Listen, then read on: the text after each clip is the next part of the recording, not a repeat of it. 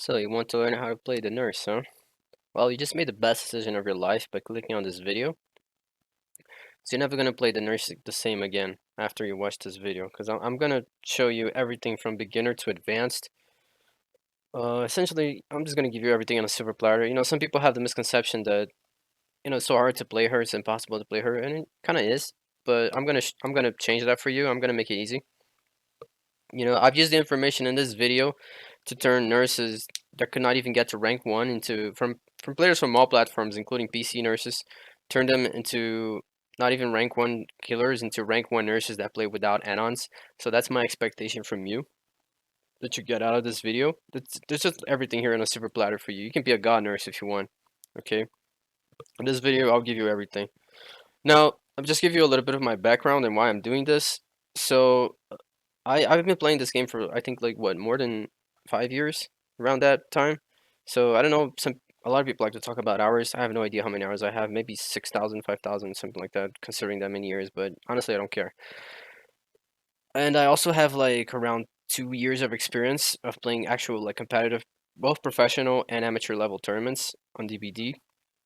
The very first tournament that I started was my first tournament when I started my AKA, you know, quote unquote competitive career. Uh, It was the very first ever professional tournament that was sponsored by Behavior itself,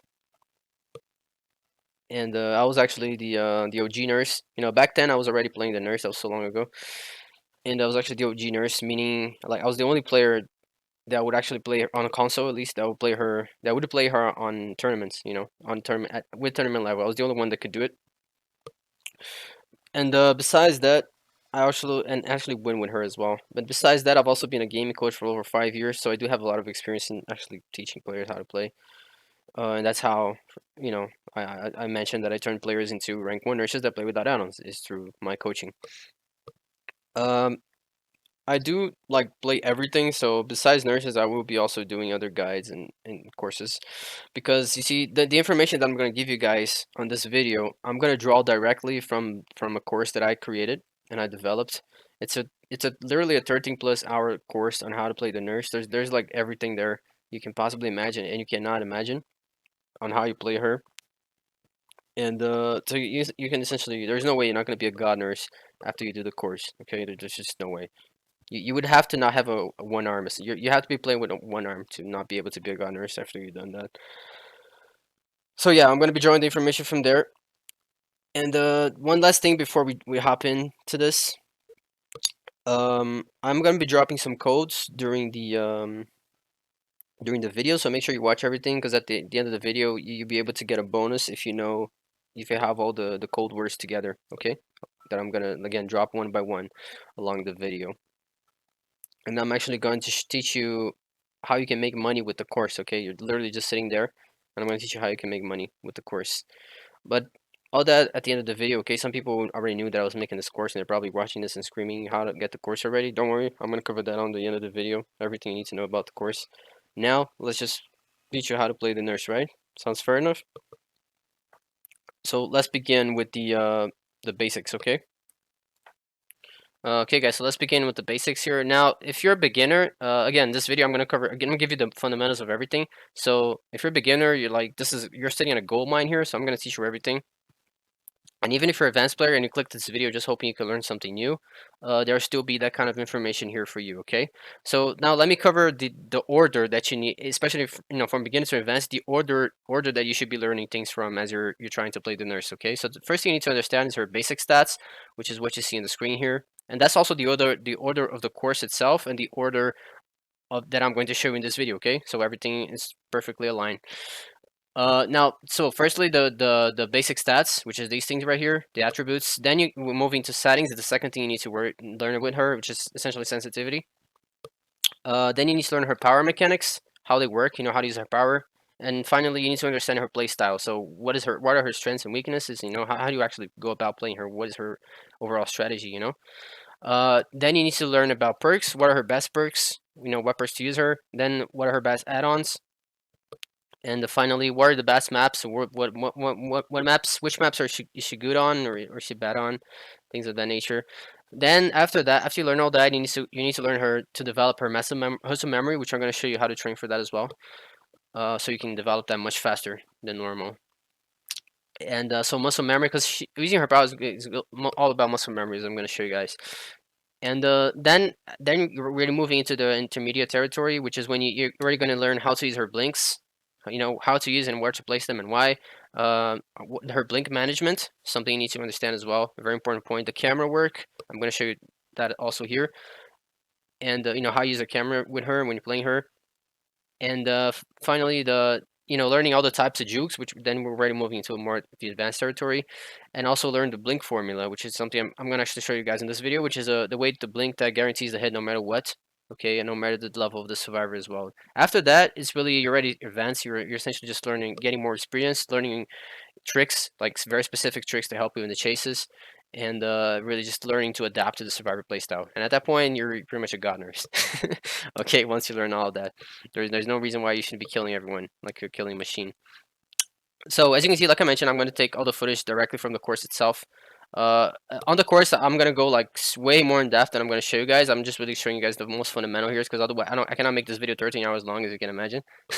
So this is just the most fundamentals that you absolutely need to know. Okay, so I'm gonna show you everything you absolutely need to know for you to be a beast nurse. Okay. So you can see like there's 25 minutes long in this video, but so yeah, the basic stats. She's at 3.8 meters per second.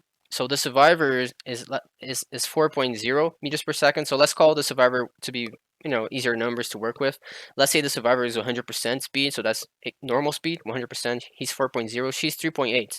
So she's like 97% or something like that, 98%.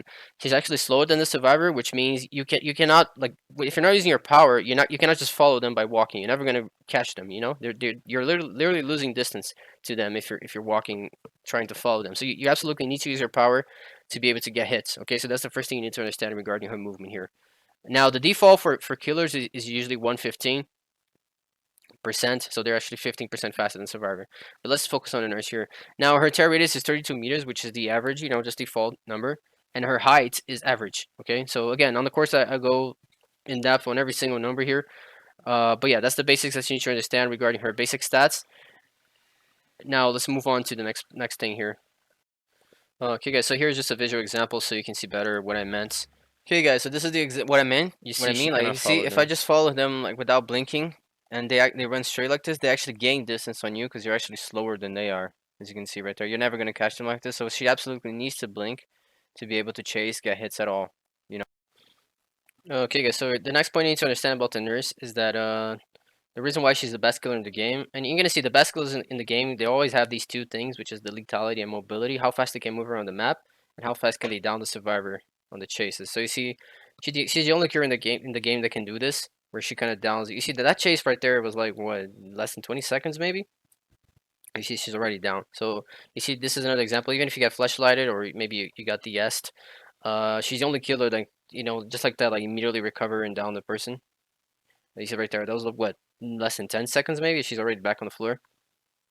So this is why she's the best killer in the game. And finally, there's another point, last point about her playstyle that, you know, that she excels on a lot. Is really just a snowball, which is when you pressure multiple survivors at the same time, especially when they're close together on the same area of the map. As you can see here, like I'm chasing the lorry, but and then there's like a UE right there, so I'm kind of essentially chasing two people at the same time. Because of her blinking abilities and whatnot, she can kind of be at multiple places at the same time in a way, you know. She just moves around very fast, so you can kind of be, you know, pressuring multiple survivors at the same time. As you see here, I just down the lorry, and I can still pressure the UE. No other killer would be able to do what you're seeing right now.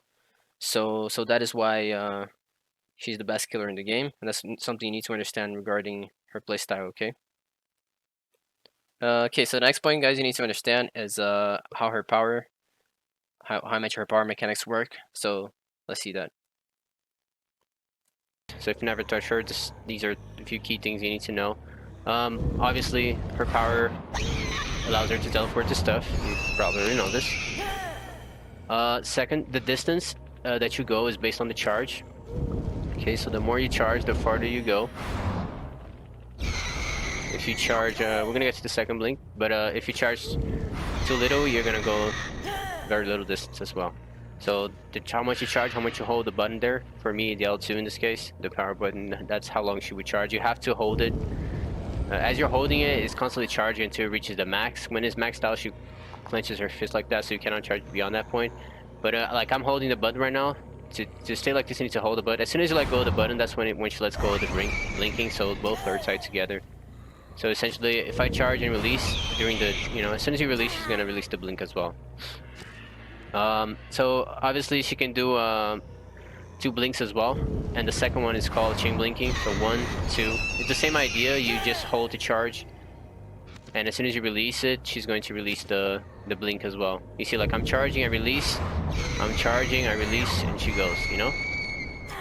So pretty basic. And she's going to eat the stun after any blink that she does. So keep that in mind. And these are for both the first or the second one. She's gonna eat the stun. So if I release the second one, she takes a stun.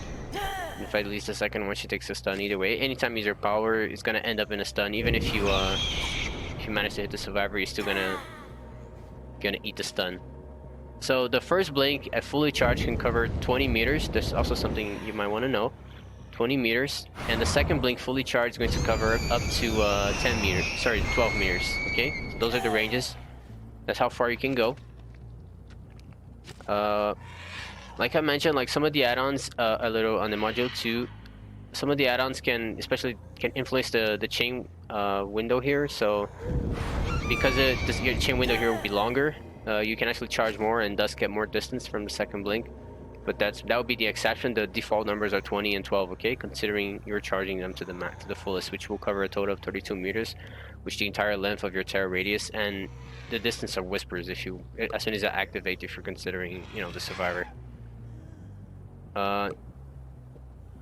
Also, the recharging, you can tell there's a recharge system to your blinking. You cannot just like blink and stop.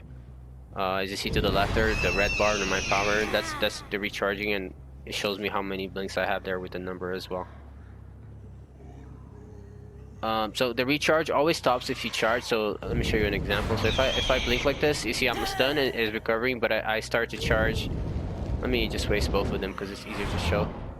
So I just wasted both blinks. You see it's recharging back to 2 again.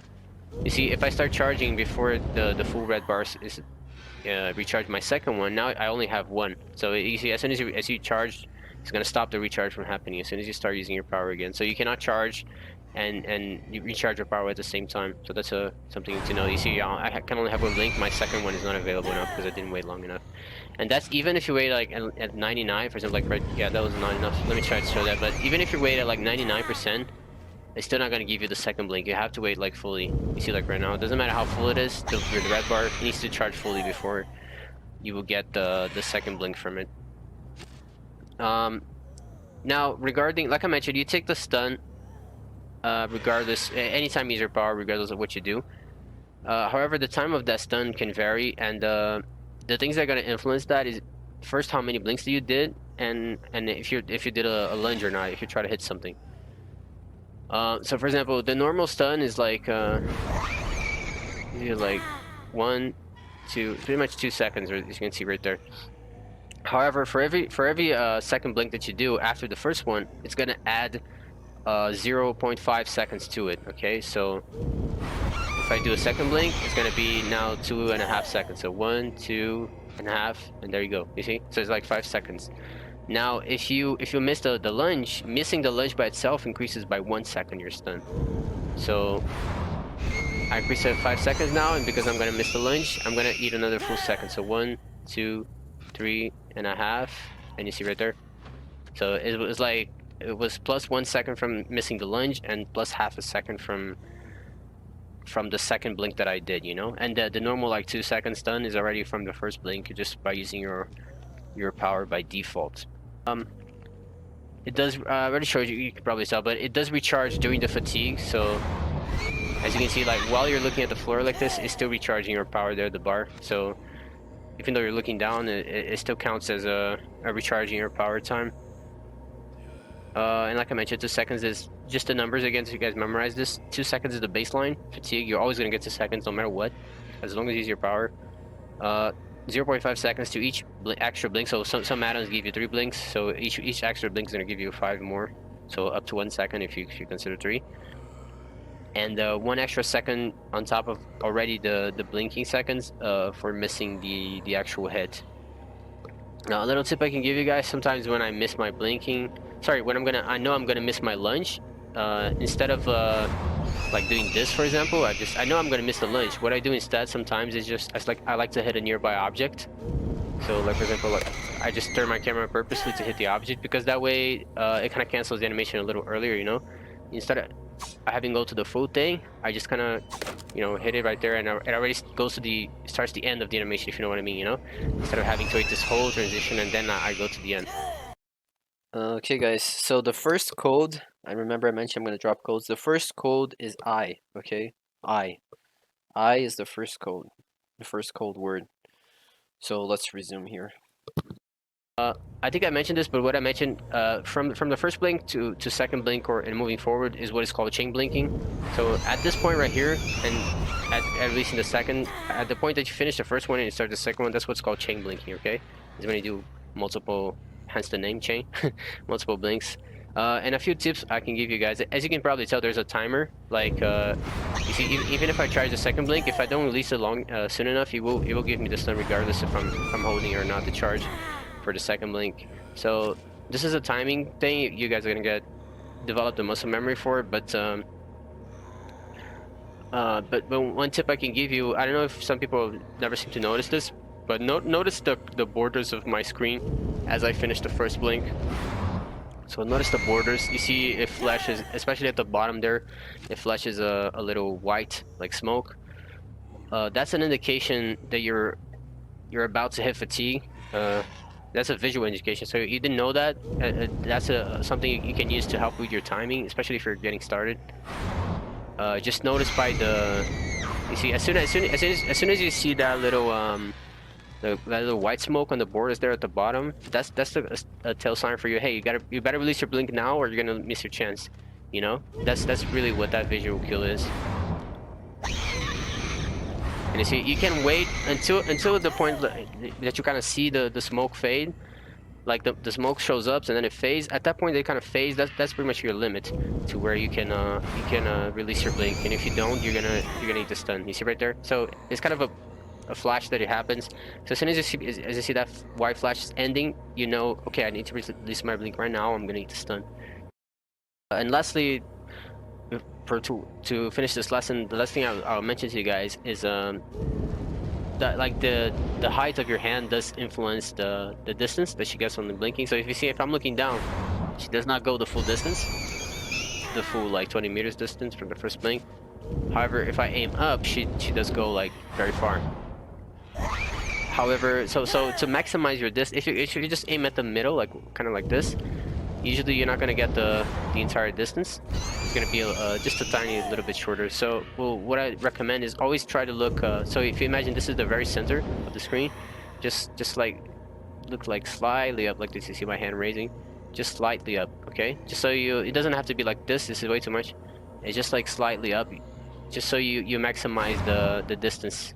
Okay, so you're not running short on your blinks there, even though you're trying to get the full distance. But just raising that little slightly higher will guarantee you, because I see some common mistakes. Some nurses know this, but they try to always, you know, maximize, and they just look up like this.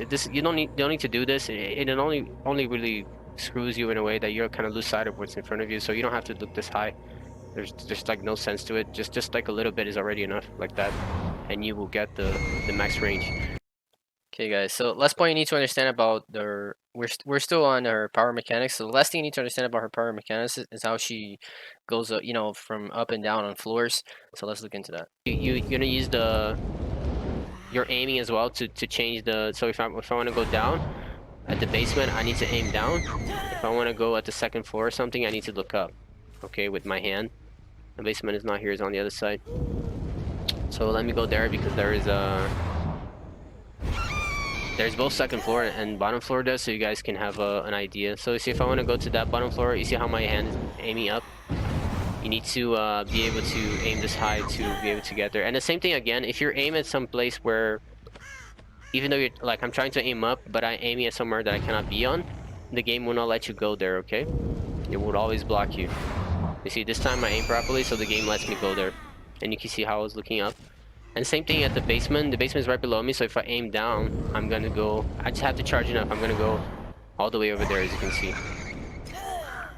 And the same thing again, if I want to go back up, you just have to charge enough, and you will be able to. Now you see right there, I actually went by 2 floors by doing that. So let me show there again. So because this is essentially like the 3rd floor in relation to the basement. There's the middle floor right here, which is the ground, and there's the basement right below it. So I'm essentially going through 2 floors at the bottom by charging. And you can also control this. Like, well, what if I want to go to the middle floor and not the basement, which would be the 3rd floor? It's the same idea. You just charge a little less. So you see, I just charge a little less, and it takes me to the middle floor. Because it's the same. If you imagine the depth that your blink is going, is also related to how much you're charging. Okay, so you see that a lot better with the blade flannel. If you use the add-on, if you don't know what I mean, you have a visual indication of what this. But as long with the blade flannel, you see like as the more you charge, the further forward it goes. The landing zone is the same idea with the either blinking up or down. You can, but instead of going forward, you can imagine it's going either further up or further down. You know, if you're looking like this. So in that case, I just need to charge a little less, and I'll go to the middle floor. If I charge a little more, I'll go to the bottom floor. Okay, guys, so that covers power mechanics. Now we're going to get into sensitivity. That's also very important about the knife. She's the killer that influenced the most about sensitivity.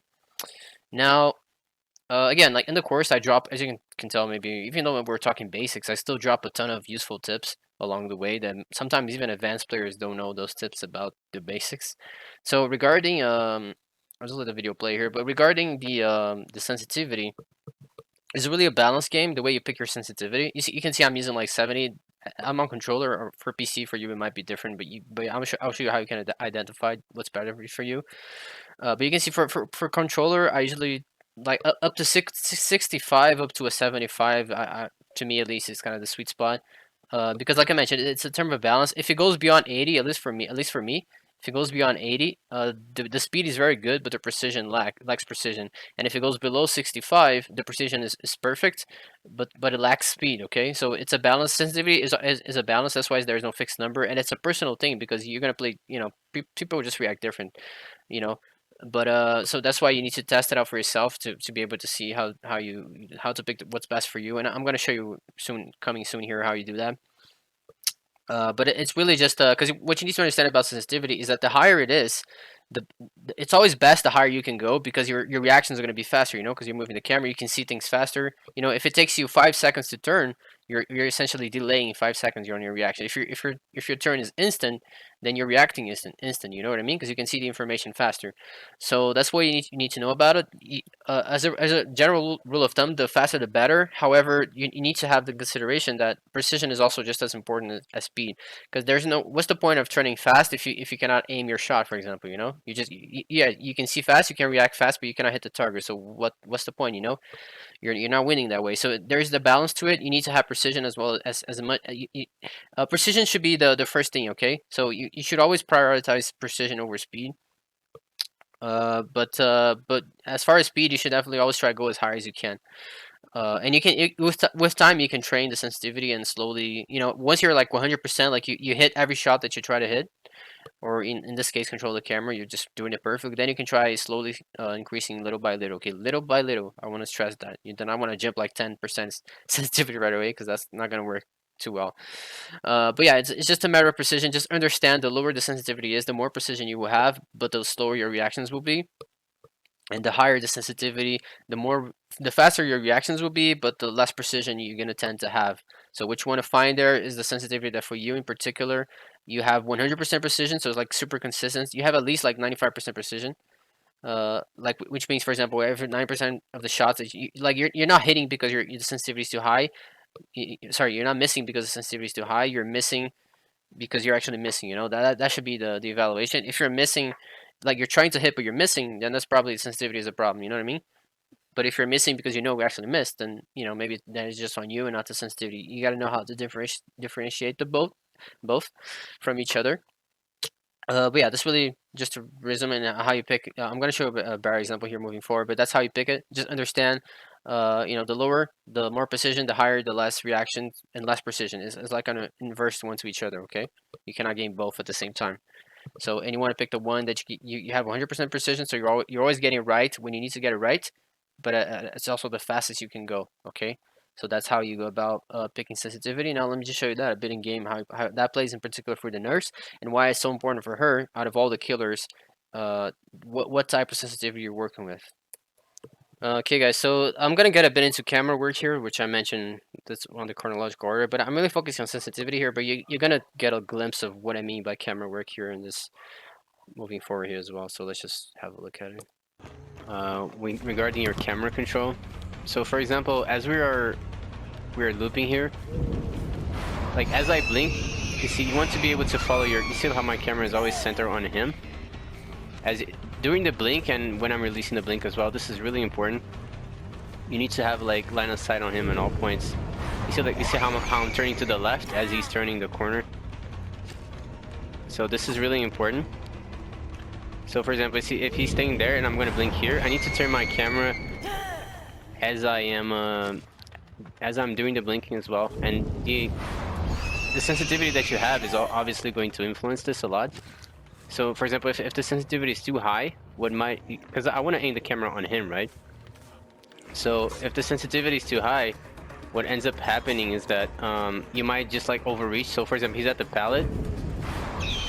You see how like right now, for example, I ended up looking like right there. This is bad because you always want to like center on him.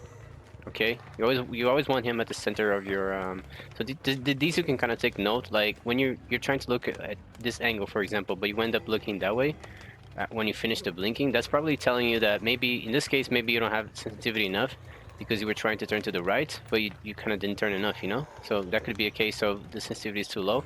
Now if you're trying to do this and look to the right, but you end up finishing like right here, for example, which means you camera way too much, you're kind of overreaching. That's probably because the sensitivity is way too high, so you should probably lower it a little bit. So keep those things in mind. And the same thing applies for the hit. Like depending on the sensitivity, like you can easily 360 them. Sorry, you can hit them when they try to 360 you. So, but if you have a slow sensitivity, like you're probably not going to be able to turn this much. So you gotta take note. This is also going to influence when you're doing a normal chase, because like as you leave the blink like this, obviously your sensitivity is gonna come in play here when you go for the hit. So for example, if they try to 360 you, you're gonna have to do something like a turn like this, for example, to be able to hit them. So you're gonna need some speed for that. So that's why being way too low is probably you're not gonna be able to get these kind of hits, which is bad. So you definitely want to balance there. It's not too high, not too low. If it's too high as well, you might just end up turning too much also. But another thing that's pretty bad as well is when they start turning to the left and right, and you're trying to like follow them, you know, as they're kind of trying to juke you. This kind of jerking here can, especially if you have the sensitivity too high, can end up causing you to miss the hit also. So that is not very good. So you see again, you see how my camera, I'm constantly looking at him, especially on turns like this. For example, this is a 90-degree turn, so I want to be able to place my camera exactly 99 as I'm turning here. I don't want to end up like too soon, neither too late, like where I'm not looking where I'm supposed to, which would be right here, you know. So notice these if you're like overreaching, if you're not charging enough. This is very important. And notice as well, like during the blink itself, not just where you're landing, but during the blink itself, how you're turning the camera. Because let me get a long blink here so you can see better. Because during the blink itself, as you can see, I can turn my camera as well. So the sensitivity that you selected is also going to influence this, like when you're like in the middle of the blink itself. So you gotta make sure that it's in for example, let's say I wanna end up looking 90 degrees there when I land, but I end up like this. This probably means the sensitivity is too high, you know. I'm losing accuracy here. I want accuracy. I want to be looking exactly where I want to be looking. Another thing as well is when you actually need to like slowly follow. Because for example, this is just like a kind of a sharp turn. Sometimes you actually need to slowly turn. So let me see if I can show this better. So like you see, like right now, you see how it slowly turned to the right, and I landed at 90 degrees, but I was still like slowly turning as I'm going inside the blink. Sometimes you need to do that. So if your sensitivity is too high, it's going to be hard for you to control this slowly and precise. So that's what, if you're failing to do this, like maybe trying to follow the survivor like this, and you're kind of all over the place. This is probably another case that your sensitivity is likely way too high, and you should probably lower it a little bit. That's pretty much about it. Like keep in mind, you always this is the main point here I want you guys to go off with. you want the survivor at the center of your screen. You see, like right now, he's always at the center. Okay, I'm always during the blink, and when not at the blink, it don't matter. I'm always, you see, even if I'm like go past him, I want to always be looking like directly at him, with him at the center of my screen. That's would be the most accurate. You see, like now, for example, he's always at the center of my screen. It's a very easy hit. It's very easy to see his movements if he tries to go back, if he goes forward, you know, anything of that nature. So that's why we need to have him at full speed. Because for example, let's say if I blink like this and I try to do a hit, because you see like I'm not even looking at him. No, you're not gonna be able to get a hit like this because you're essentially a blind hit. Like he's behind me and I'm not even looking at him before I actually attempt to go for the hit. So that's why you absolutely need to be able to just turn the camera during the blink as well. So by the time you're committing to something, either a hit or like a second blink in this case, you always have line of sight on him and you know what he's doing. Okay.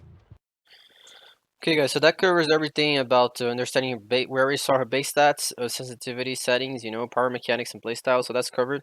Now let's get into perks, add-ons, and maps real quick. I'm not gonna spend too much time on these because you know, I'm gonna be forever here. So I already have the course for that. So you want to see everything in more detail. You just not want to see more, but actually see everything in more detail.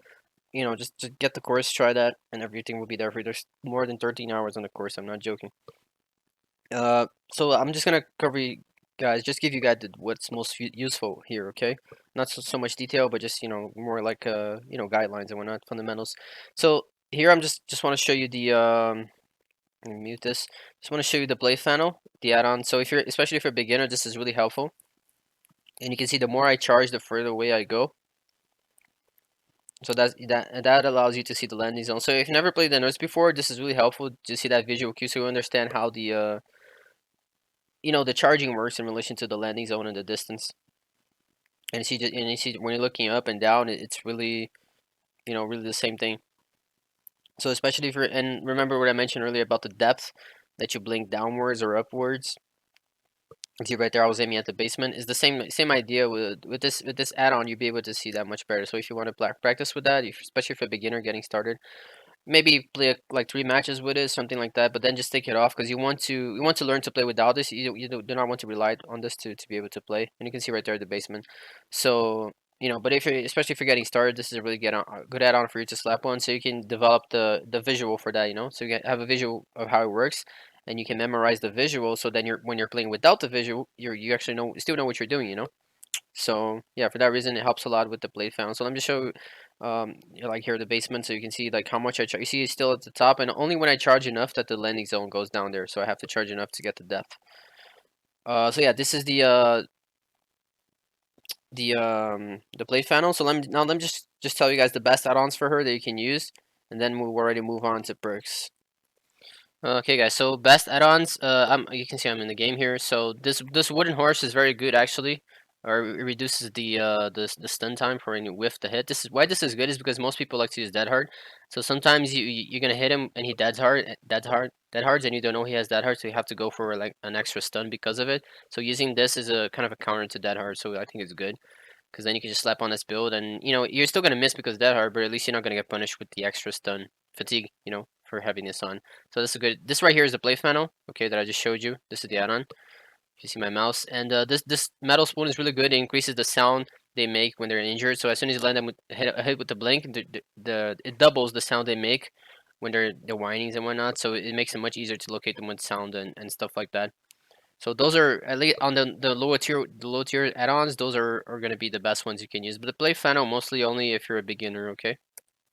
Okay, guys, so the more higher tier add-ons, the best ones are going to be Dark Cincture, which is this one, and Fragile Wheeze, these two. They're for faster recovery, so your power, that little red bar, is going to fill up much faster. And then for range is going to be the other really strong ones. You have this one, the purple, which is Kevinug's Last Breath, and Heavy Panting right here, which is another one for range. This increases by 4 meters the range, and this increases by 6 meters the bigger one. Okay, and I believe this is like a 15%. This is like a 20% decrease on the charge. Increase essentially on the speed there. So the best combos you can do as far as add-ons is comboing these two to double recharge. So you're essentially gonna almost have like zero recharge, so you're constantly blinking. As soon as you leave the fatigue, you're constantly blinking again. So these two are going to be the second strongest combo in the game for her, and the strongest combo in the game is going to be Kevin Ugg's Last Breath for like, the maximum extra range, combining with the green one here for Fragile Wheeze. So you have both the fastest you can on add on for recharge, as well as the battery the longest one for range as well. So these two combined are the strongest combo for her in the game, and most are hard you can run. Okay, second strongest combo would be these two together, the recovery, and lastly, and the third strongest would be the two double range here. Okay. The range helps a lot in chase as well as in the map mobility you're going to have. And finally, the other like strongest combo, I guess, would be the metal spoon, like I showed you earlier with the wooden horse. So you kind of have a has a counter to dead hard. Uh, and the metal spoon might just help you a bit on the chases, but it's a low tier combo if you don't want to try that hard. Something you can run. The others are kind of not even gonna worth mentioning because I just want to be quick here and not gonna go too much in depth. But you have these a lot of for taking the fatigue as well if you want to mess around with those. But these combos that I just mentioned are going to be the best. Her pink add-ons are kind of trash, so you're pretty much never going to use them. And yeah, that's it for the add-ons. Okay, so now let's cover the perks. Okay, guys. So these are the perks. I'm just gonna mention them real quick, like the ones that are actually worth worrying about or using on the nurse. Okay, so real quick. Now the teachables, agitation is okay for nurse, can be okay. Predator is really good for nurse. So especially because when you're looking down, it's very easy to locate them after you look up again, because it makes like a red carpet on their footsteps. The scratch marks, so really good perk for the nurse. Is better than Bloodhound, I would say. Shadowborn, super good, super good. Okay, definitely this is okay. I'm just gonna cover best and okay. Okay, so okay is kind of usable. You can get benefit. This is best for nurse if you have problems with that. This is best level. Shadowborn is best level as well. It helps. Remember with the camera control, like I showed you earlier, Shadowborn helps with that, especially when they're kind of close to you. It kind of feels like they're inside of you. Having that list, the Shadowborn increases the wideness of the screen, so it will help a lot with that in the chases. Tinkerer is also best for nurse. You can defend the gens. Strider is best for nurse. Thanatophobia is okay, kind of best, but kind of okay as well. Nurse's calling is best, so you can see them healing. Thanatophobia slows down, and Strider, if they have Iron Wheel especially, it's a really good counter. It helps you locate them better with the sounds. Hack's Ruin for nurse is best. Hack's Devour Hope is okay. If you want to meme a little bit, you can definitely make it work with the nurse because she gets downs so fast. Monitor and Abuse is best for nurse. Okay. There's a module in the lesson specifically where I show you how why this is best on her on the course. But yeah, this is best on her. Um, what else here? Barbecue and chili right here on definitely best for nurse. Franklin's is okay for nurse if you want to use it to counter items. Definitely okay. Surveillance is okay for nurse as well. Maker choice is okay. Pop Goes the Weasel is best, although I do prefer Ruin and other things like that nature for regressing gens. Hex Hunter Ground is it's kind of in between best and okay. Definitely a good filler if you don't have anything else to put on Nurse to protect your Ruin and whatnot, or your even your Devour Hope for that matter. I don't know. Rancor, best for Nurse. No one understands why this perk is so good. You probably need my coaching to understand why, but it's a very strategic perk. So best for nurse, absolutely. Corrupt intervention is meta, so best for nurse. Infectious fright is best for nurse. When you down someone and you're slugging, remember like I showed that's Power Horse playstyle. You can see the others that are around within the terrorators. Dark Devotion is okay, but it's kind of a meme. All Years it's kind of okay as well. Not best, but definitely okay. It's because it shows their aura when they're interacting with ballots and windows. So because you can see their aura, was much easier to blink on them, if you can imagine. So definitely on the top list there. Mindbreaker is okay. They're not gonna have that hard to leave the gen if you have Mindbreaker. Uh, and I guess for the teachables, that would be kind of about it. Trail of Torment can be okay as well for Nurse. So you get no Terrorators. Oppression is okay as well for the regressing the gens. Hex and Dying is okay as well if you want to protect your Ruin that way. And Dragon's Grip is also okay because she has the mobility to go back to the gen and whatnot. So definitely okay perks.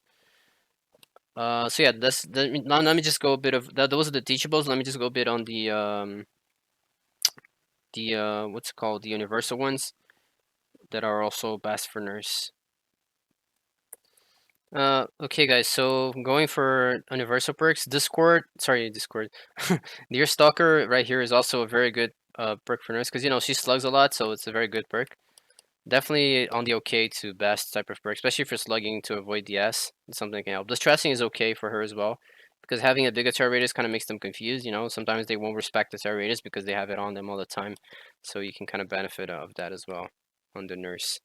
Now, Noed is also right here. Noed is definitely best for nurse. I know you guys are probably screaming right now, but you know, from a complete like objective standpoint, is definitely best for nurse on the best category. So you definitely do well with that perk on her. Insidious is kind of in between best and okay for her. And you're probably like, what the fuck? This guy is recommending me to use Insidious on the nurse. Yes, I am, because it's a very strategic perk. You can use that to avoid borrow time, for example. So it's a very strategic perk. There's a high benefit to using it. It takes a slot though, so yeah. But it's definitely a good or better for nurse for this matter. Iron Grasp, as you can see here, is also very good for nurse. It's kind of similar to Agitation, is okay. Not the best, but especially if you combo the twos, you can just go for hooks that you normally would not be able to. So that gives you, if you can pick the hooks that you're hooking them on, that gives you an insane strategic advantage on the match. Finally, Sloppy Butcher is also on the good ones, the best ones for nurse, because you're going to be hitting them a lot. So the fact that they're going to slow down to heal and everything, especially combining with Thanatophobia, this can be a good combo. Sloppy Butcher right here. It's the universal perk. Universal means it's not a teachable, so any killer is going to have it show up on the blood web. The teachables, you have to level up the other killers first before they show up on the blood web of the killer you're trying to buy the perk on Spies from the Shadows, as you can see there, it's also okay. I wouldn't say it's best, but it's definitely okay for nurse, especially if you have problems finding them because she's kind of slow on the map. So, but I'm gonna show you how to find the survivors. Moving on here in a little bit. Xenophobia, I think I already covered that. But yeah, the spies in the setup, but it's kind of too random because it depends on the map. Some maps don't even have crows, so it's kind of RNG based value on that perk. And finally, I think this last one it would be Whispers. Whispers is definitely the best tier. Okay, one of the best ones for using nurse. Helps a lot with the tracking. But again, it's kind of a strategic perk. You need to be a little advanced. You need to know how to use it to be a best level perk. Okay, so yeah, guys, these covers the perks. Now let me show you talk a little bit quick about the maps, and then we're gonna move on to more advanced stuff. And you guys are probably gonna love those. Okay, guys, so now let me just cover the maps real quick. So again, I'm just gonna mention the maps that are actually worth noting about, and the ones that are just bad, I'm not even going to mention because those are pretty obvious. Cold Tower is a high tier map for nurse, one of the probably the best one actually because of the size are very small. Um, Suffocation Pit is kind of okay, kind of mid tier. And when I say okay, it's kind of mid tier, okay? Maybe mid tier plus, you know. So because the only reason for that is because you can kind of regen on this map if you can see the layout there. Um, Alto Haven Realms, all of them are pretty good for chases because you can see the survivor through the structure sometimes as well because the walls have holes in them, so that can help you blinking. But they're pretty much all bad because of the size. It's really hard. The size hurts the killer a lot of the map. So, but that's the only advantage on Alto Haven is that they're also kind of in the open, so open chases are in the open space are always easier for nurse than high walls. But yeah, those are the only thing worth really mentioning. Now, as far as Azerov's here, again, it's the same thing as Suffocation Pit because it's a very strategic map because of the 3 gen. That's why I would say it's okay, definitely on the not high tier, but mid tier plus at least for nurse. Coming to the Coldwind farm, the only good one is Rancid Abattoir because it's kind of small for that reason alone, and that there's not too much corn, but it's mostly because of the size. It's not too bad for nurse. The others are just not even going to mention because they're bad. They're like below mid tier. Uh, they're like mid tier minus or lower. These are bad too. Father Campbell's Chapel is also one of the best maps for nurse. I would say mid tier plus at minimum, if not high tier, one of the two. Lampion Lane is shit. Pale Rose is definitely high tier for nurse as well. Because of the swamp, their footsteps make more sound. There's also a few plants. The sounds is much better here, and a lot of open space as well. So any map that has open space is gonna be good for nurse. Map that has a lot of walls and shit like that that blocks your line of sight is bad. Grim Pantry is okay. It's definitely mid tier. It's definitely okay. Kind of like Rancid, maybe a little bit, actually a little bit better than Rancid because again, kind of a lot of open space. And finally, these are all bad. These are like one of the worst ones. Mother's Dwelling, everything of that nature. Larry's is horrible. Badham is horrible as well. Too many structures. The game is kind of mid-tier, okay? So I would say it's okay. It's really hard to chase on the top floor because you cannot look down. Although that's that's a bad thing, but it's also the worst, easier place to chase is in the upper floor of the game because there's not as much walls. The bottom is the hardest part to chase on the game because there's so many walls. So it's almost like chasing on Larry's when you're at the bottom floor of the game with the nurse. So it's definitely not that good of a map for chases. However, you can have insane gen control because of the layout of the map. You can just blink up and down like nothing. So very at least mid tier, mid tier plus because of those reasons. Sanctum of Wrath, I would say, is mid tier as well, just because again the 3 gen is a very strategic map, but it's kind of big as well, so not too good to be high tier. Family Resident is shit. Uh, Ormond is one of the worst maps for the entire game for any killer. Hawkins is pretty obvious, the underground complex. Dead Dog Saloon, I would say, is mid tier as well, because again, a lot of open space. It's kind of big, but the chases kind of compensate for that. So kind of mid-tier, the okay map as well. And finally, Midwich. Midwich, I would say, is a mid-tier plus map. It's actually a good map for Nurse, and the reason for that is because there's a lot of strategy to how the layout of the map works. It works the same way as the game. You can kind of cover the gens very easily from this map. I'm gonna make a lesson on the course just about this map. Okay, there's a lesson there. It's gonna be just because of this map, just how you use that strategic factor. Because most people probably think this map is trash for Nurse, but it is really not. Once you understand that strategy, it's actually one of the best ones. So yeah, discover maps, guys. I don't think there's anything else. Yeah, and those are the good, and the ones that I didn't mention, they're just like mid tier, below mid tier. They're just like trash. You don't want to be playing on them, okay?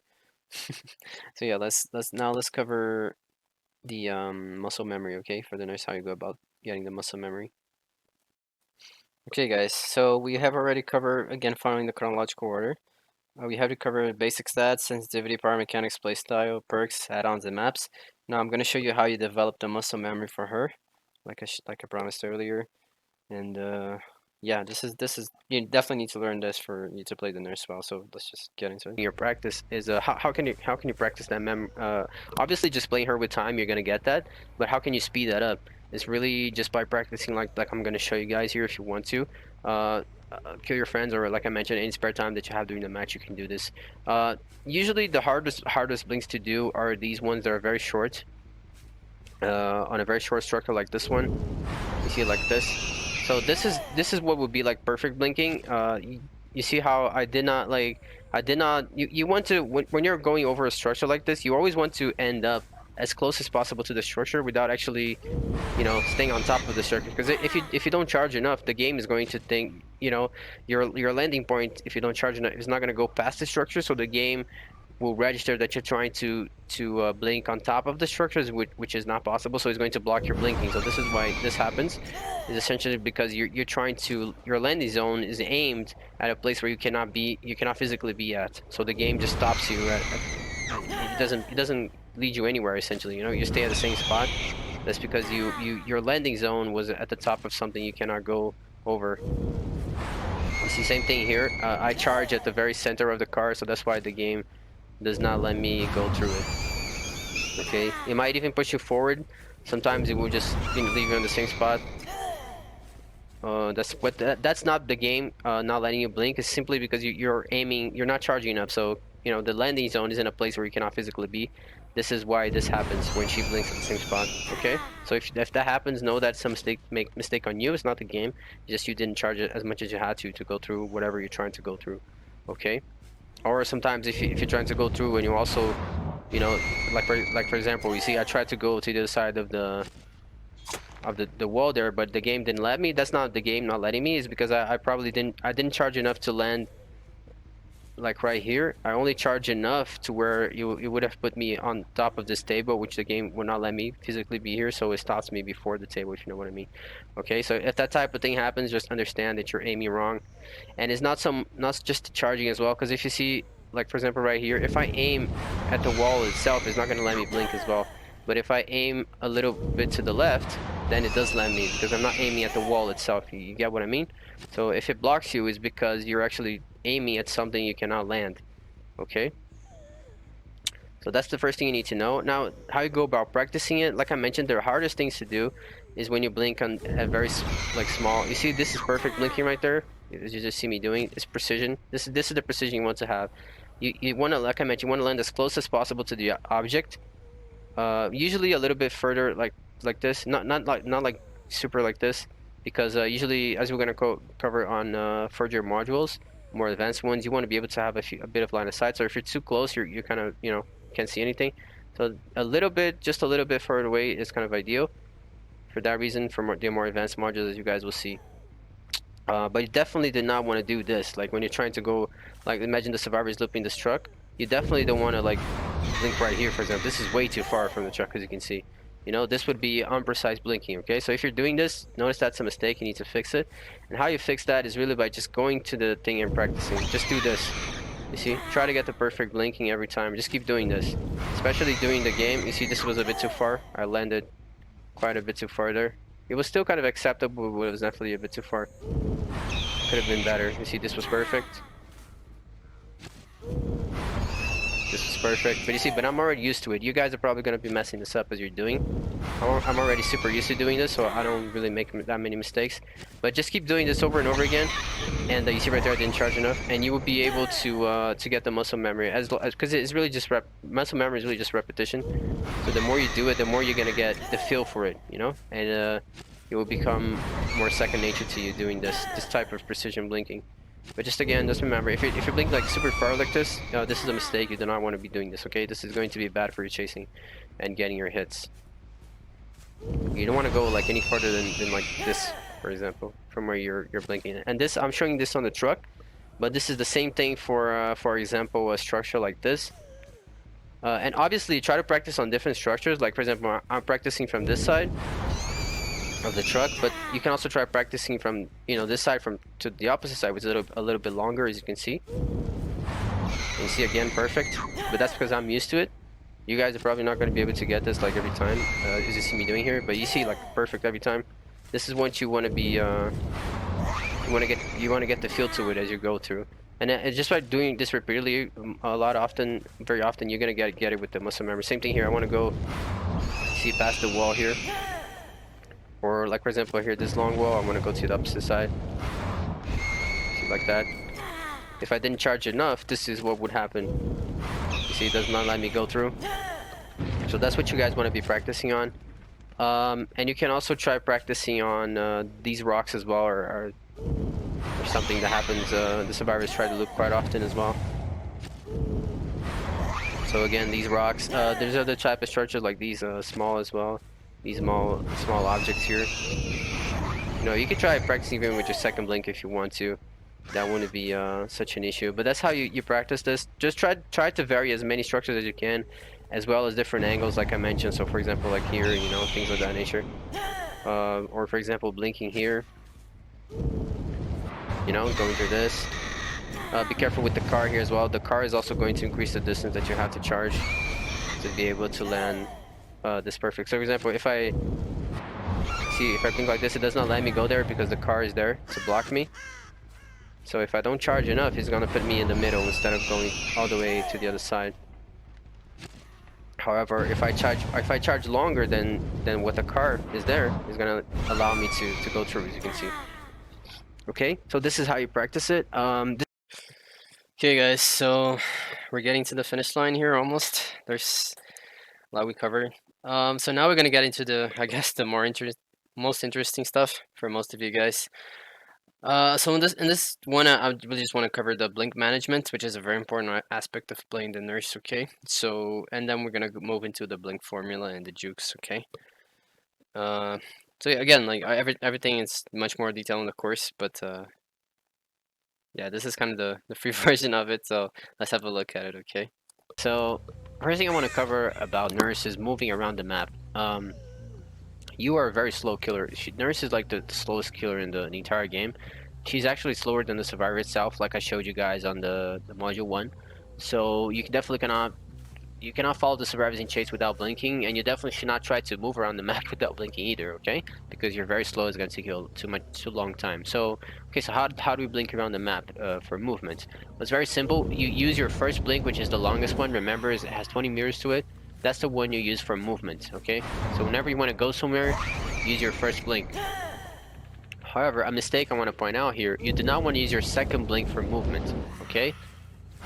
Neither if you're trying to follow, like this, for example, if I want to get to that. Let's say I want to, let me pick that gen right there, that's blocked. If I want to go there, you never want to do this. This would be wrong thing. Okay, I'm just like, this is the wrong thing, okay? Because I just wasted all my blinks to get to that gen. And now I have to wait for them to recharge again. So if the survivor is there and I find him, I'm forced to just, it's not that I'm forced, I'm putting myself in a position where I have to start to chase without any blinks, essentially, you know what I mean? But that's not a good thing, as you guys will see on the more advanced modules as well. So the proper way to do this, let me go back there so I can show you guys, is again, you only use, if you're thinking about movement, use the first blink. That's what your first blink is for, the movement, and also because it covers more range. So you see, instead of wasting my second blink, I'm going to eat the stun normally. I'm going to let it recharge, and then I'm going to use my first blink again for movement, because I'm trying to move. I'm going to get there. You see, now that I get there, let's say I find a survivor, cool. I start to chase, I have my 2 blinks ready, just like that. You know what I mean? That's what you want to do, okay? If you're moving around the map in any way, you always want to use your first blink, okay? Never waste your second for no reason. That's really important. And further down the line, you guys are gonna see why. You need to always want to start your chases with 2 blinks ready. It's ideal. Which brings me back to the blink. This is overall, I was already talking about blink management, which is, you know, when should you or should you not waste those 2 blinks? Just like I mentioned, a good rule of thumb you should have in your head is just, if you're thinking movement, you just want to go somewhere, only use your first blink to do that. Okay. Wasting your second blink for that purpose is a bad deal. I guess I could say there's probably, you know, to anything there's always an exception, but as a rule of thumb, I want you guys to understand that the movement is really for the first blink, okay? And for chases, because on chases your second blink is what's going to get you the hitting, okay? Your lunging and whatnot, that's going to come mostly from the second blink. That's why you want to have it ready. And the first blink is really just for positioning and movement around the map. So if let's say I want to check that gen, you never want to just be running like this. This is way too slow. So you definitely want to be blinking and use your, like I mentioned, your first and only blink to do that. This will include as well, if you're looking for survivors that are playing stealthy. For example, if I have whispers that I know someone is in that area, you still do not want to look for them in this area by walking, because that's going to take too long, and it's also much more efficient if you use a blink to do so, like I'm going to show you guys here. So not just that, but especially if the survivor has urban evasion. Imagine the survivor is crouched behind this rock. He can literally go around the rock faster than I can. So if I'm just walking like this, he could literally be crouching around the rock as I am, and I'll never be able to see him. So I'll just think, okay, I just circled the entire rock and he's not there, but he actually was. You know, I'm just too slow to catch up to him crouching around the rock, if you know what I mean. So that's a mistake. You definitely do not want to be walking to find stealth survivors, and pretty much at any point you never want to be walking. Even though you're looking down, it's always better that you I mean, eating the stun is always better that you're always using your first blink for movement. So going back to that scenario, if I know the survivor might be behind this wall, what should I do instead? So instead of running around like this, if you're very slow, what you want to do instead is blink through the rock and use your camera. So boom, see, just like that. If he's crouching right here in this tree, I'll see him immediately, and I could just go for the hit right there and then. See, boom, free hit. So this is how you look. It's the same thing. If you have an idea that, you know, maybe he's behind that tree right there, I'm still gonna blink to it. And if he is there indeed, I'm just gonna get the hit. But notice how I'm moving my camera during the blink as well. This is important because if you're not moving the camera, this is what is going to happen. You're gonna blink through, but you're gonna land facing backwards, like that, like this. So you have essentially no idea what's going on. You have to land and then turn your camera, and then you have a clue what's going on. This takes too long, so you need to turn your camera as you're blinking as well, to position to the already. So you're landing already facing where you want to be facing. You know what I mean? So you don't land like pretty much blind, and you have to kind of figure yourself out after, which wastes time that you don't have because you're on a timer between the chain blinking right there. You're gonna eat the stun, right? So you want to be already looking. Okay, guys. So moving on here, the next code is M. Okay, so the next word is M. A-M. So M. Okay, so that is the next code, and let's keep going here. Let me land. Or if you just want to scan a spot, like I'm going to show you here, for example, which is another, like I just mentioned, blinking through the rocks to find a survivor. You can do the same thing on structures. So let's say, for example, I want to check for a survivor inside this structure. Let's say he could be hiding inside here, for example. Like how, instead of walking, what I can do that with a single blink. So I'm just going to charge. I'm going to aim there because I want to look there. And during the blink, notice how I'm going to look inside. You see, boom, I see inside. If he was right there, I would have already seen him, you know? And now I could just blink again and I'm already starting my chase, you know? Because as I move my camera through the blinking, you see how I turn slightly to the left. So I'll be able to look at that angle in case he's inside there. Okay, so that's how you check the structures. And I can pretty much see the entire structure this way. If you're gonna see here, I can see this side as well with just one single blinking. Because it's just a matter of moving my camera. So you see, I saw there, I saw inside there, I saw everything, okay? Just with a single blink, just because I turned my camera while I was traveling there. I had a glimpse of the inside here, and also had a glimpse of whatever was over here. So you see, it's much more efficient this way than if you're just like walking like this and like seeing one by one. And not because of what I mentioned, the survivor can move around while you're walking as well. But if you're blinking, it's much faster. He won't be able to react to that. So you'll be able to see him immediately, and even if you go past him, at least you know he's there. So now you can just go back and blink again, and you start to chase immediately. You know, you already know where he is. So that's the point. So this is how you circle things or find people in stealth, everything. So if I want to check behind that rock, I'm not gonna walk there. I'm gonna blink.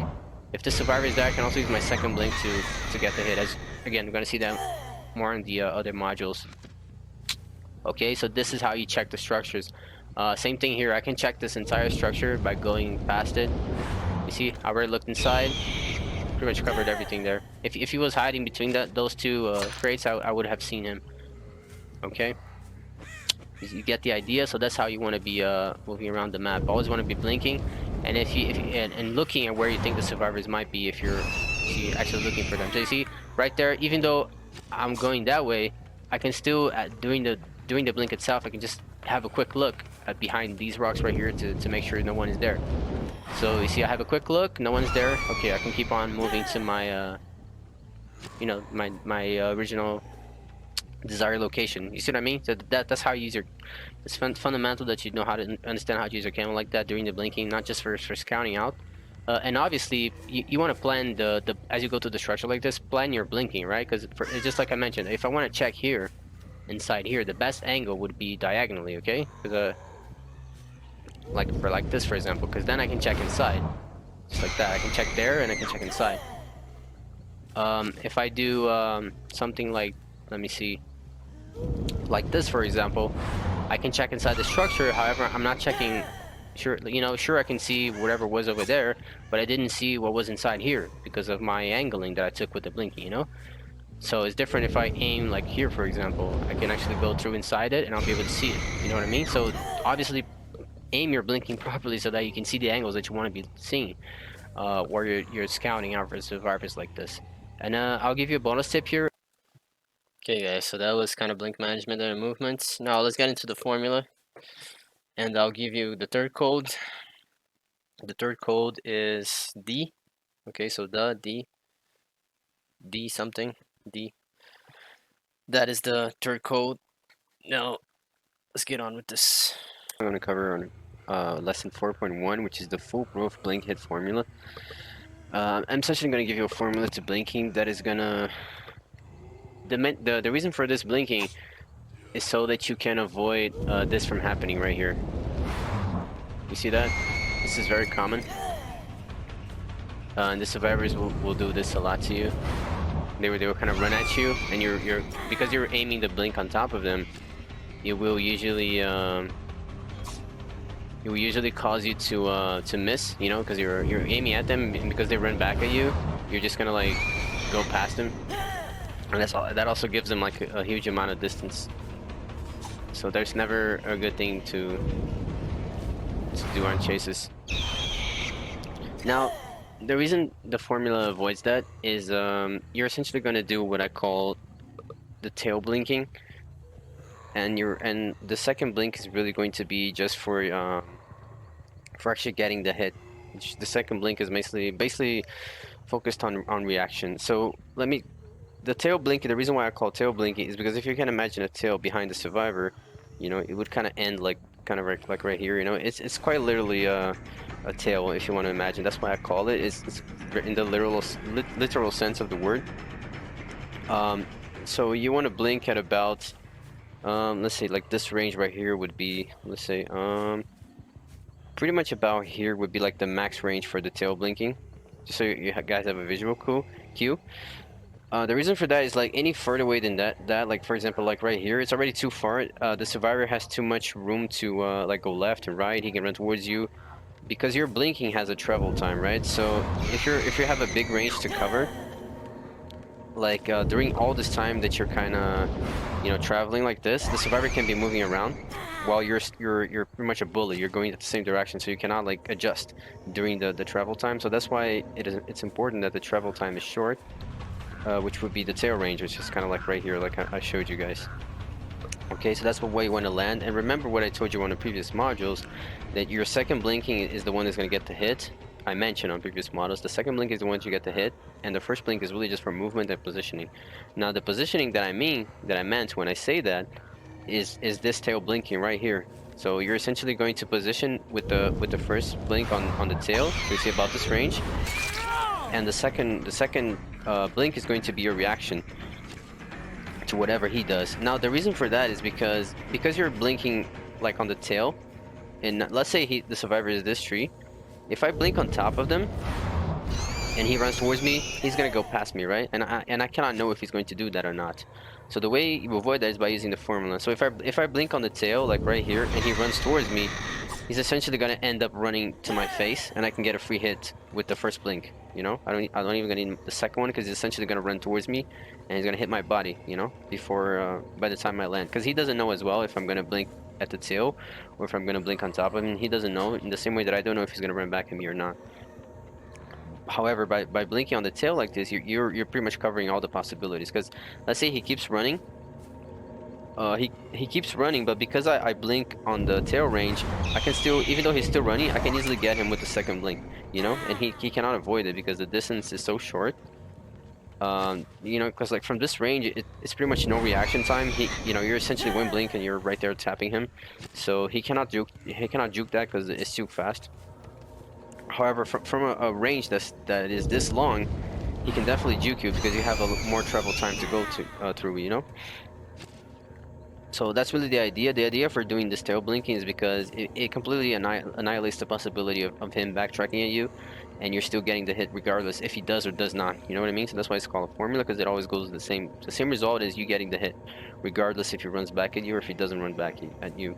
Tail blinking. So either way, it's a guaranteed hit for you. Okay, that's the point of the formula. That's why it's called a formula, because it guarantees the hit for you regardless of what the survivor does, and he cannot react to any of this. Okay, there's really no option for him here, because like I mentioned, it covers, if he runs back, he gets hit. If he doesn't run back, he gets hit as well. So it's a lose-lose situation for the survivor if you follow this formula when blinking. So let me try to actually show you some examples right here of that working in action.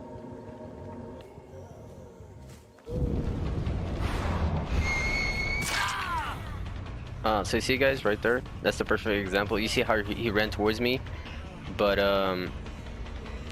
because I do the tail blink, and so instead of blinking like right here, more like aiming on top of him, I actually aim a little bit behind him, following his tail instead. And you saw him as I blinked like right here, and not like if he kept running forward and I was aiming on top of him, I would have blinked right here, right? But because I blinked at the tail, it was a little further behind, so like around here. And because he tried to backtrack instead of going forward, he literally just ended up running into me. And I just saw right there, at that point, I can just get the first hit, or you know, I can adjust with the second blink, just a little tap, and get the hit that way. So let's try that one more time, just so I can see better.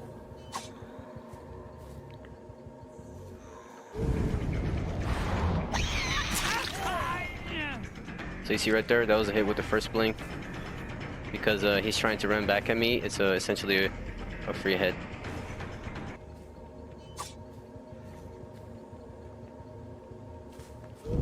Okay, so this is the second example. See, I did the tail, and then I adjusted with the second blinking on reaction right there, because I could see he didn't try to run back at me, he just kept running forward. So you see what I mean? I did the tail blinking, and that covered the possibility of him running back at me. Because he didn't, I just adjusted with the second blink, and I got the hit that way as well. So it's, you see, like, there's nothing he can do to avoid it.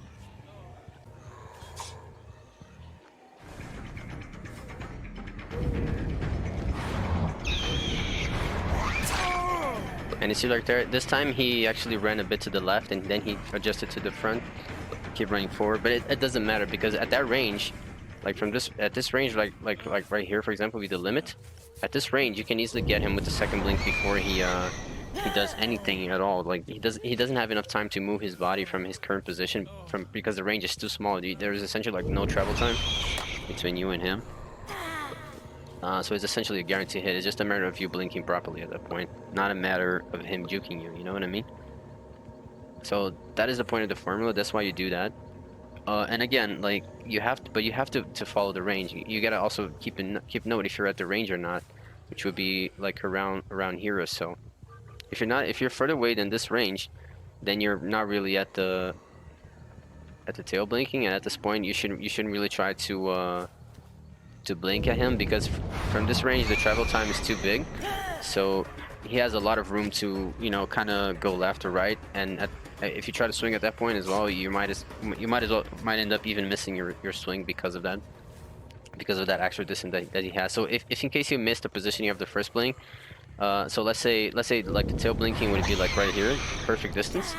Let's say you're trying to do that but you miss, and I don't know, maybe you, for example, blink like right here, which would be too far. What you can do at this point is just eat the stun, and don't try to follow up with the second blink. Just eat the stun and keep following him running. So let's see right here. I'm too far. I see that. I take the stun. I keep following the hit, and then you repeat the process again. You try to position on the tail blinking again with your first blink, and you're gonna use the second one to get the hit. All right. So that's the formula. Now let's try to I will try to do a few normal chases with him. They're not scripted, so you guys can see that a little better in action.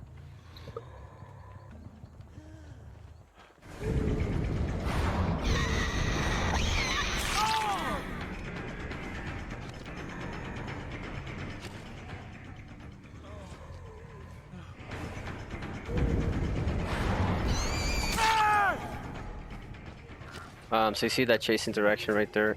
I told him to only do open space chases. You see the first time he actually didn't run back at me. So I actually aimed that a little wrong, a bit wrong, because it was a little too far. But he actually, you know, because I was close enough, you know, I just got a hit right here as he didn't try to backtrack. And on the second time, you saw how I still did the tail, and he actually ran at me, so I could just easily get like with the first or just a quick adjustment with the second one. So see he's running in the open. I'm gonna do the tail.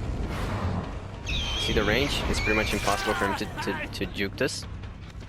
But you notice how I did the tail there. So I am, you know, close enough to him. So again, do the tail. Actually, I missed that, but you can tell that was a pretty easy hit right there. He actually ran back at me, and you notice how I didn't really need to use my my second blink to really hit him right there. That was a miss on my part again.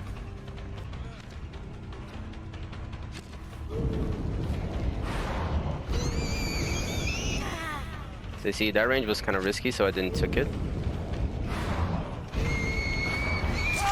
And so what I mean, at this range, there's really nothing he can do. But notice how I'm doing the tail blink. I'm not trying to blink on top of him with the first one. I am, I'm positioning the first one as close as I can to him on that tail blink as best as I can, that tail range. And then I'm just noticing whatever that he's going to do. And then I just react with my second blink to get the hit. And at that point, you can tell the second blink is so quick and so close to him that he really has like essentially no reaction time to it. Just a quick point I want to make here, guys, because you're not going to see the entire video, but it's a range, okay? When I say tail, it's really just a range. I'm not saying you have to necessarily land that. What I was showing there was really just a limit. If you do not want to be further away than that, okay? And ideally, you do not want to land on top of him either. It's kind of in between that point, those 2 points. You know, so it's a range, okay? I say tail, but it's a range. You shouldn't think that is, oh my god, I have to blink like on his ass, literally. No, that's not what I mean. It's not it's not tied to his back either. It's just a distance. Okay, it's a range. It's not necessarily a specific placement. It's more like a range. Okay, so that's what I want you guys to realize about it. Sorry about that. So this is a good example here in slow motion for you guys to see. Example, even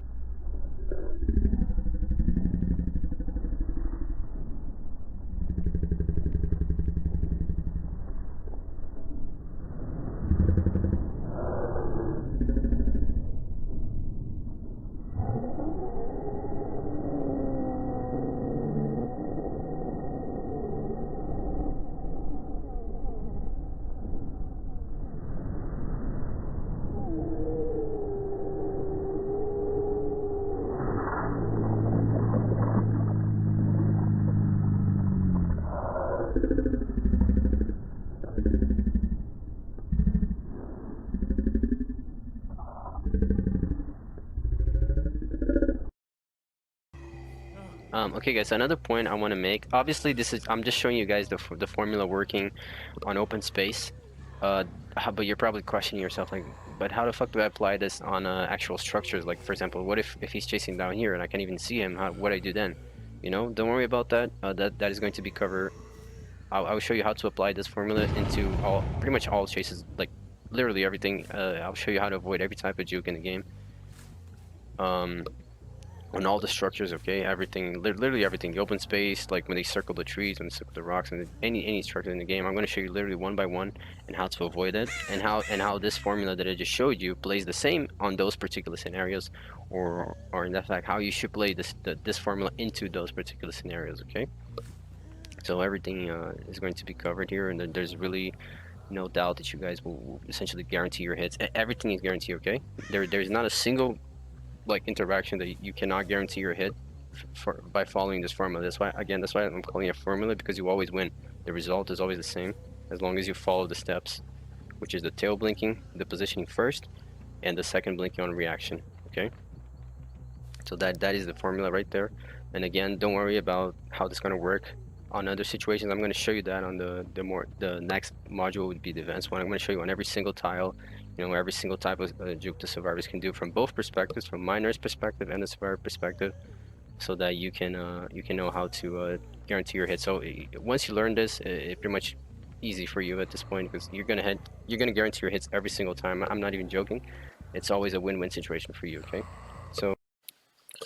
Okay, guys, so now we're getting to the more advanced stuff. At this point, we have already covered the basic stats, the settings, perks, mechanics, playstyle, perks, add-ons, maps, how to get the muscle memory down, how to use your blinks, you know, blink management. So now I'm really, you're just really advanced stuff right now, which is kind of tricks, very advanced tricks you can do in mid chases that is going to help them end fast. And just keep in mind as well, the reason I'm showing the formula, you've probably seen a lot of streamers break the formula, or even myself for that matter. Uh, and you say, well, but I see people not doing this formula and it still works. And the reason for that is because they're playing predictable survivors. Okay, survivors that only run in a straight line, or they don't try to juke you, obviously, you pretty much don't need a formula. You just blink on top of them and it's going to get the hit every single time. But I mean, you don't have to be a genius to understand that not all survivors play like this, especially if you're playing on tournaments, you know. And if you're playing a high ranked survivor team, like Survivor Friends, they're pretty good, rank 1. You know, you're not going to get survivors that just run in a straight line like you're playing a rank 20 nurse, okay? So that's why the formula is there, because the formula covers for every type of level of survivor. I don't care if he's the best survivor in the world, he's going to get hit by you doing the formula, okay? That's the point of the formula, is to cover for everything. If it covers for the best, it will also cover for the worst. So you can hit any survivor with that. Anything that I'm showing you here is going to work regardless of the level of the survivor, okay? That's why it's a formula. And that's why I'm teaching you this way instead of just saying fuck it and do whatever, just blink on top of him, because it's not how it works. And, you know, it would be a disservice for me to do that to you. And I don't know if I've mentioned this already, but I really envy beginners or anyone that's watching this video. I really envy you a lot, because no one's out there to teach me this. Back when I was learning the nurse, I just had to learn all this by myself. And there really isn't information like this out there, like right now, because I essentially created all this from scratch. So, you know, I just envy that some people have access to this that I'm providing right now, because I totally didn't. I had to learn everything by myself. And you see how long it took me, but you know, I'm saving you 5 years of experience right here, on this video, on this course, why not? So I'm just saving you that whole time right here. Instead of having to play for 5 years to learn this and figure out by yourself, you figure out in like 1 hour. And it changes your gameplay immediately, because everything I'm showing you here, and I will show you in the course, is immediately applicable. So you're gonna see it in your next game. You're already gonna be doing it and reaping the results. It's not something you have to like wait years to collect the results from. It's just immediate and fast. Okay, so that's my I'm just really, I just envy, man. I can say that. I mean, so easy, so easy. Like, what's your excuse, you know? It's so easy, like just giving everything to you in a silver platter. There's no reason for you not to be a god nurse with this. But anyway, so we're getting to the advanced turf here. Now, obviously, I think I'm gonna get to the part where I cover all the types of jukes in the game. Now, this in the course, of course, but I'm not gonna show you everything, because again, it's gonna take way too long. So I'm just gonna show you, I think, two right now, two of those types. I think there's a total of 9 or something like that on the game that I cover on the course, maybe more. I don't remember at the top of my head, but it's definitely a big number. So I'm not gonna show every single one because it would take forever. You can see it on the course for that, but I'm gonna show you I guess is the most like common ones, like maybe, or the most basic ones that you should know about, is the ones I'm gonna show you here, right? So yeah, let's just have a look at it. So you see he turns, I blink there, and I react with the second blink. Okay. So that's how you want to do it. Now, obviously, this tile is not ideal, but I just want to show you guys an example. But you see how you know how he really has no option. I'll show that again so it becomes more clear. But you know, usually, obviously, not going to be this close to him during the loop. But I'm just showing this for demonstration purposes, so you can see how it works. Let's try that again.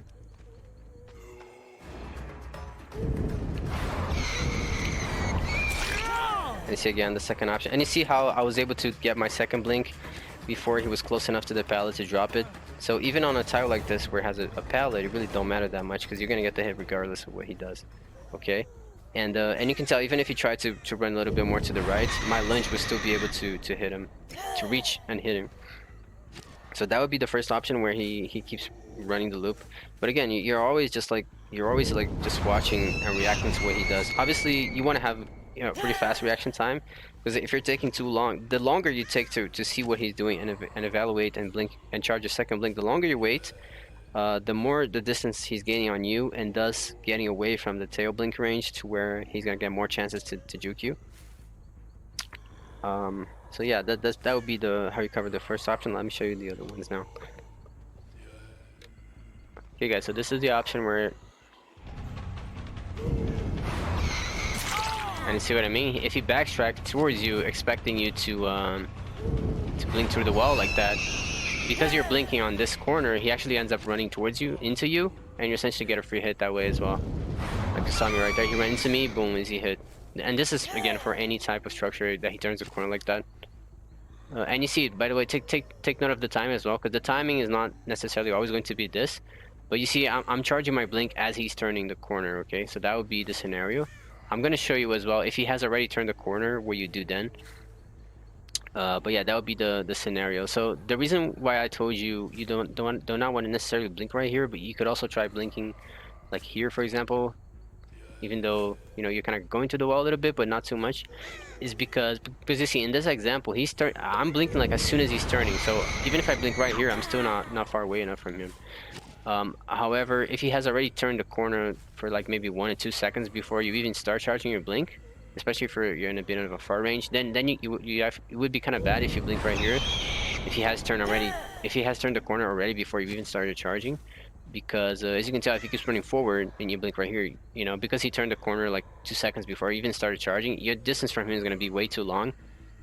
Your distance from him is going to be way too long if he takes the option where he just continues to run the loop. So that's why in those scenarios you want to actually adapt and blink a little bit more close. You're still going to the wall, you know, going a bit more to the wall, so that you're actually closing that distance a little bit more. Okay, like in this position right here. If he happened to turn the corner like so early that I you know, I wasn't even charging my blink already. Now once we get to the module 6 with the actual match breakdowns, you're going to be able to see that very well. Because I'm going to break down the real match, so it's going to be easy to for you guys to visually see. So now let's go to the let's do it again. It says he is about to turn the corner. I just see him and I react to it. Easy hit. So that's when he backtracks, which is the second option. I showed you the first option is when he keeps running straight. You just adapt with the second blink, and that was the third option, which is when the second option, which is when he backtracks and tries to run back into you, expecting that you're gonna blink through the wall to get him. Now let me show you the other options again. Okay, so the other option is when he hides in the corner, kind of like that. You definitely want to look around and screen for the options. You know, like as you land, you want to be kind of looking. Okay, which option is he doing? Usually, like you notice how I'm landing right here. I'm usually already looking at this angle because then I can already see two of the four options. Actually four. Three of the four options, because if he backtracks, I'll be able to see him from this angle as well. But at this angle, if you can tell, if he runs towards the tree, I'll still be able to see him on my right side of the screen there. So by blinking and looking this way, like right here, by landing with this angle, I can already see three of the four options. So it saves a lot of my reaction time. So if I happen to land here, and right away I noticed that he didn't do any of the three options, like he didn't go there, he didn't go forward, and he didn't backtrack, I know for sure the only option he has left is that he's hiding somewhere here outside of my, you know, side over I'm looking. So as soon as I screen for that, I can you know, look around and react to him hiding, you know, if that was the case. So let's show that so you guys can see.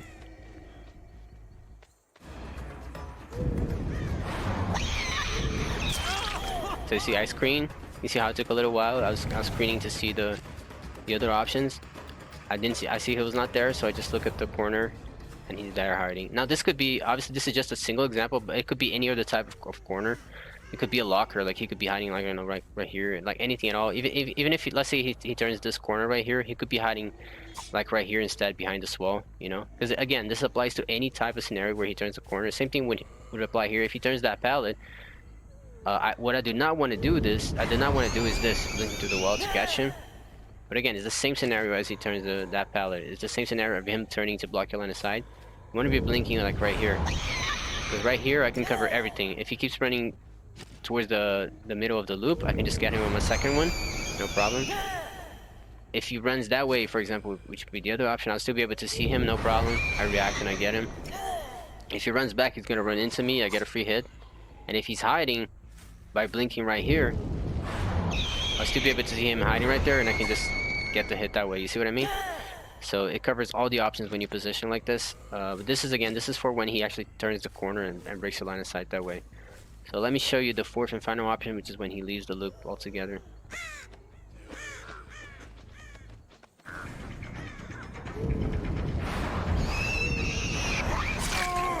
And you see right there, that was the example where he leaves the loop. Some survivors, especially the more advanced survivors, will do that because most nurses expect to either he's going to backtrack or he's going to keep running forward. They don't really know too much about these other two options. So they're going to be looking, they're going to be blinking and expecting only the survivor to keep doing one of these two. And you see how I'm placing my angle here. I cannot see my right side. So it's going to take me a little while to find him if he leaves the loop like this.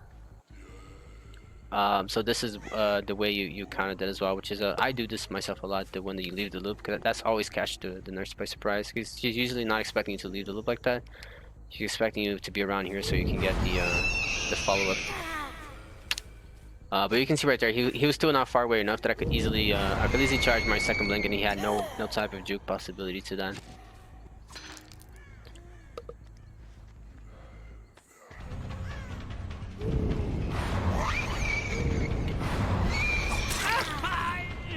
And you see right there, that was he actually made that a little bit more difficult this time. He was kind of jerking around a little bit, so that almost confused me a little bit. But you can see how you know, no matter what he did right there, I was able to react to it.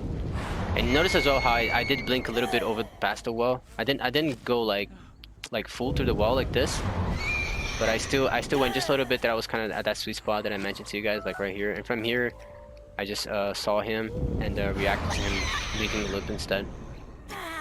Okay, so that's how you want to do it. Obviously, again, like I mentioned, the reaction time is important because if you're taking too long to do this screening and evaluation of the situation, you might be able to. You're probably going to eat the stun before you can even charge the distance you require for your second blink if you're waiting too long to react like this and evaluate. Or you might just not even find him altogether. Like you're kind of lost. Okay, where is he? And he's kind of all over there, and you're kind of looking for him here. And you're gonna eat the stun, and then you kind of lost him, and you had to go back. So the reaction time and the camera work is definitely important here for you to guarantee this every time. Okay, so this is the second basic thing that I promised, and yeah, the reason why I'm doing all of this is, like I mentioned, no one did this to me, so I just felt like doing it, being that guy, you know, that does it. So let's see the second one here. How do we apply the formula here then? It's the same idea. You use your first blink for positioning and the second blink for reaction. So what if he's on the other side of the wall like this, how do I position to best cover all his options? Because remember the point of the positioning is to cover all his juking options. What you want to do then is blink right here. You want to blink like, imagine if you're in this case, if you happen to be on the opposite side of the structure, you want to blink like right here, because by blinking right here I can see whatever he does. So because if he's over here, he essentially has three options. He can run outside of the loop like this, he can run like over here to the right side, or he can run to the left side like this. And by placing myself here, I can cover all those options, all together. So again, you're gonna blink past the rock, and I'm gonna look backwards so I can see all the options happening at the same time. And whatever he does then, I would just react to it and get him with my second one. So like, boom, goes to the left, I get him with my left, my second blink, and boom, it's a guaranteed hit. From this range, he cannot really counter you no matter what. So it's a thing. Imagine like we're running towards here. He's always going to be at the opposite side, right? So it doesn't matter the side. Like even if it's from this side, imagine he's circling this as we're doing the chase. Again, same thing. I can just blink right here. He goes to the left, I react to the left. He goes to the right, I react to the right. Okay?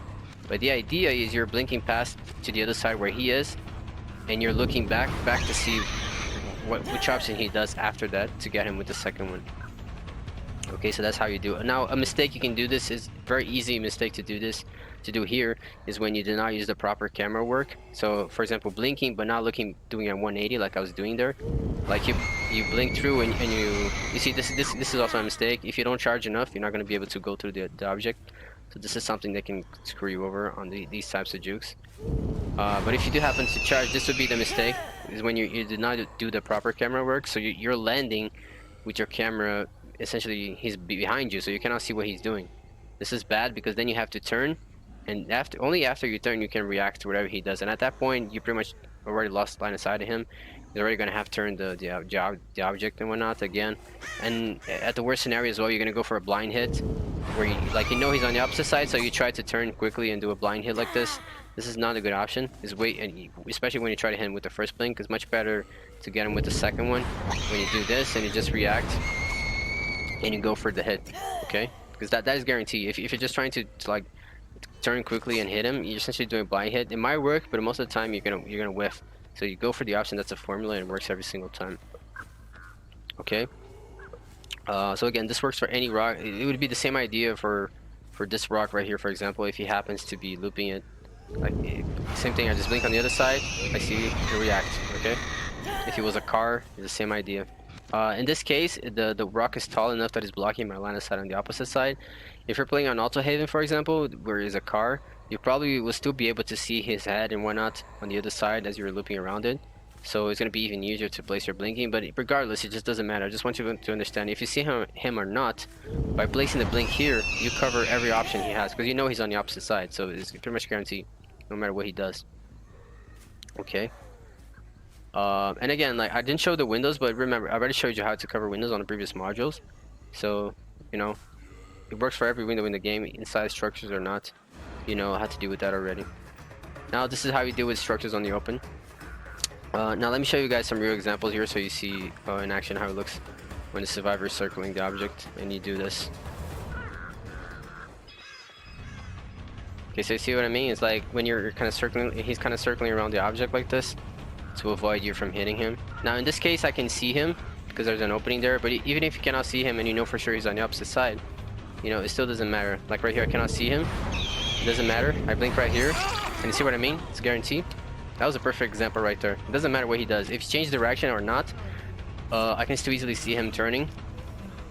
To see, even though I had no line of sight on him, by blinking right here, I just landed. And notice how I evaluated the situation. I saw he ran to the right side, and then I just quickly reacted with my second blink, and I got an easy hit, guarantee hit. You see, he pretty much had no reaction because the distance is so close. We're inside the tier range. He can't really react to it and juke me whatsoever. So this is how you do it when they're blocking, they're looping around structures in any structure in general. Okay, this applies to anything, not just rocks. I'm just showing rocks because they're the worst possible example because they actually block your line of sight. But if they were looping a card, it would be the same thing. Okay. Okay, guys. So moving on now. There was actually besides though like those 9 or something jukes that I said I covered in the course. There's also, I forgot to mention, I also show you how to do with pallets, you know, windows. You can guarantee hits on those as well. I see so many like streamers, good players actually playing that wrong. It's kind of odd, I'm not gonna lie. But yeah, I do cover like that hard, you know, pallets, windows, and how you guarantee hits on everything, tricks for those type of scenarios. I just can't show. I would love to show you, but I just can't show you here because it would be too long. You know, it would take like. It would take 13 hours. No, I'm just kidding. But it would take definitely a couple hours. So you know, the video is probably already an hour long at this point. So you know, just nonsensical to do it all here. You can get the course for that. So right here. Oh, actually, I need to drop another code. So the other code word is this is the fourth one. So the second to last one, the fourth code word is God. Okay, so God. That is the fourth word. Code word. And now I'm going to show you here is it's a very important, a very fundamental thing as well. I could not include in the video because you have to know this, otherwise, you know, again, I would be doing you a disservice. This, you need to understand, this is very important. So I'm kind of shouting a little bit. I'm not sure why in the footage, I think, at least in my opinion, but you know, so I apologize for that. But yeah, this is very important, so please try to pay attention because this is going to make a huge difference on your gameplay. Okay, let's just get to it. Finalize this lesson. I need to show something that's very important as well. You guys need to keep in mind, which is the difference between area of effect blinking and what I like to call bullet blinking. So let me show you guys the difference, so it will be very clear once you see it visually. Okay, guys. So this is the difference that I want to show you guys. That's between area of effect blinking and bullet blinking. So let me show what bullet blinking is. Bullet blinking is when you're trying to blink on top of him. So you see he's running. I'm gonna blink on top of him. You see, kind of like this. You see, I'm kind of aiming a little bit ahead of him because I know he's you know, kind of like you see how I'm blinking totally at him. Because he's a moving target, I try to blink a little bit of ahead to compensate for his movement, so that when I land, I'm pretty much like on top of him. You see, like right now, you see how, like how my hand was aiming a little bit in front of him. This is what I call bullet blinking. This is a mistake. I don't want you guys to be doing this because this is gonna work against you if he tries to juke you. What you want to do instead is area of effect blinking, which is the concept of it is different. So instead of aiming ahead of him, I'm gonna think rather in a sort of area of effect way. So for example, instead of blinking on top of him, I'm gonna blink like right here. You see how I was not aiming totally in front of him, but I was still close enough that if I blink right here, I can still lunge and easily get the hit right there. Right there, I missed on purpose, but you could, because I swing late. But you can tell, you know, I could have hit if I swung earlier. So like, you see, like right now, I'm still easily in range. Even though I blink a little bit behind him, I'm still easily in range to get the hit. So that's the difference between area of effect blinking and bullet blinking. So let me show you why that's important. So the bullet blinking concept is really easy to understand if you imagine a sniper, because again, the nurse blink is kind of like a bullet. Like, you cannot change direction as you're running. Sorry, as you're traveling to the blink. So like I mentioned, it's like a sniper bullet. You tend to compensate for the movement of the target by blinking where he's going to be and not where he's at. Now that's usually a mistake because if he changes direction, your bullet is obviously going to miss. You know, because by doing the bullet blinking, which is when you're blinking kind of ahead of him to compensate for his movement, you're kind of betting on the fact that he's going to you know, essentially you're playing a prediction, which is a mistake. You do not want to be doing that because a prediction is never a guarantee. It can go wrong. So by doing that, the bullet blinking type, you're betting on the fact that he's going to keep running to the direction he's going, you know, by the time you land. And usually the survivors, it's kind of the opposite. Usually the survivors never do that because they're actually trying to juke you. So they're going to change directions. They're not going to be running just straight like that nonstop. So let me show you. I'm going to tell him to change direction so you can see that very clearly how doing the bullet blinking fucks you up. You see, I'm going to try the bullet blinking. I'm going to try blinking a bit ahead of him. And you see how he's going to react to try to jukes me. And you see what I mean? You see how that missed? Because he changed directions. My lunge cannot hit him because the distance he creates by changing direction like that is too big. Now the reason why that happens is because it's not his fault. It's actually my fault. Okay? Because the reason that because I'm banking on the fact that he's going to keep moving forward because I'm aiming ahead of him. You know? So because he changes directions as soon as he sees me blinking as a reaction to that to try to juke. You know, and he turns back to that direction. I'm essentially blinking further away from him rather than close to him by doing the bullet blink. I hope you guys can see that, you know, because I'm aiming ahead of him and he suddenly like stops and goes back. I'm actually, if you imagine that those two things happen at the same time, I'm actually blinking further away from him as he's running. Because he changed direction, he starts running away from me. So that creates enough distance that my lunge is going to miss. So that's why you do not want to be thinking the bullet blinking, which is when you kind of blink ahead of him to try to compensate for where he's going, you know, and his movements. That is a mistake, especially from far ranges like this. You see, this is always going to happen. He's gonna react, and you're going to whiff like that. Okay, again, especially from the long ranges. If he reacts too late, you'll still be able to get the hit, but obviously the good survivors won't react this late. But I just want to show you guys the difference there. When he reacts like as I'm about to release my blink, during my travel time, he's already changed directions. So by the time I land and I go for the lunge, there's enough distance already between us that he misses. And I hope you guys can see that. That's only because I'm aiming ahead of him. Now, if I aim a little bit behind him, which is more like the area of effect blinking, like I showed you guys, you're gonna see how that really is not going to matter.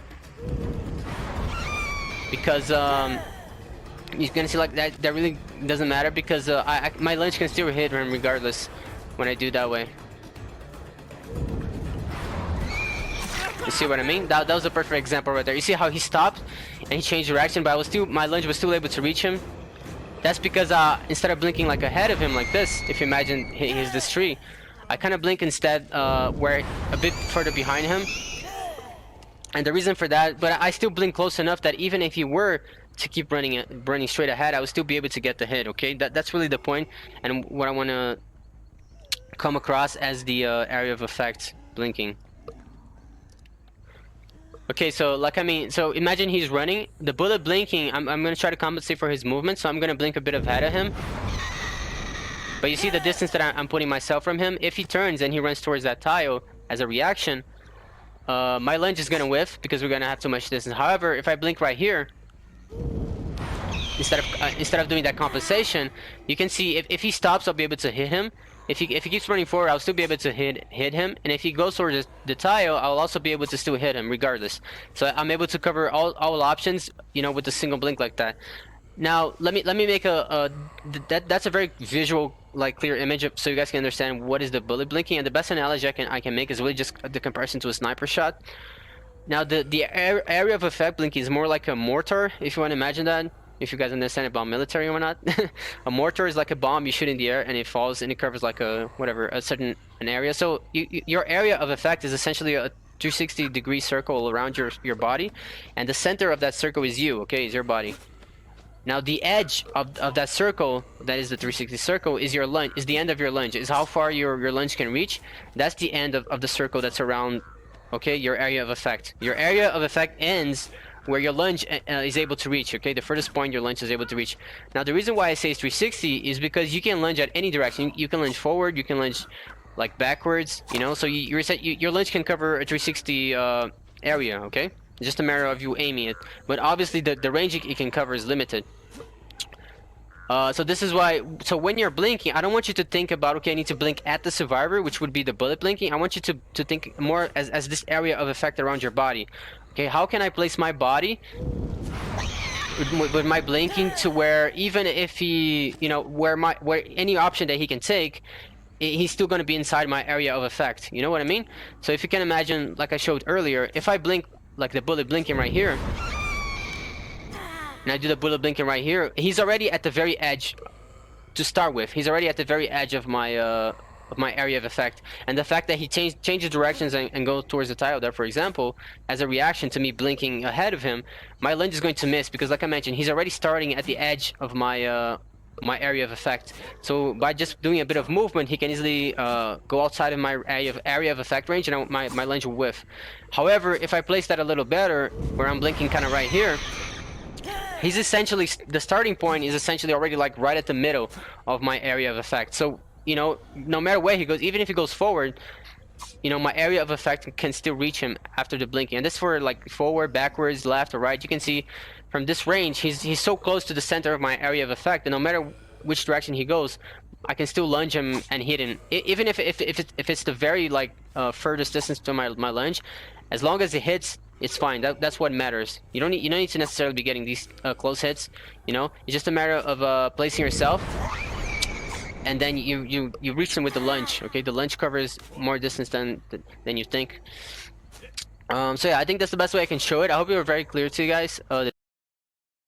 The difference. So whenever you're trying to blink, especially when you're going for the hit, like I mentioned, the first blink is just for positioning. So the first blink, you're mostly thinking about the tail range. You're not thinking about blinking on top of him.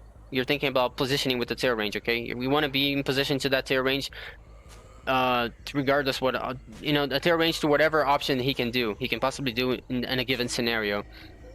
And the same thing would apply for the second blinks, or you know, for the second blink hits. Any type of thing that you're going like straight for the head, it's the same thing. You never want to think about sorry, blinking on the survivor. You want to think about blinking, you know, positioning. It's not about blinking on him. It's about like a shot. You're shooting him with a bullet. You're rather hitting him with a mortar, and the mortar is your body. Okay, I hope you guys can understand that.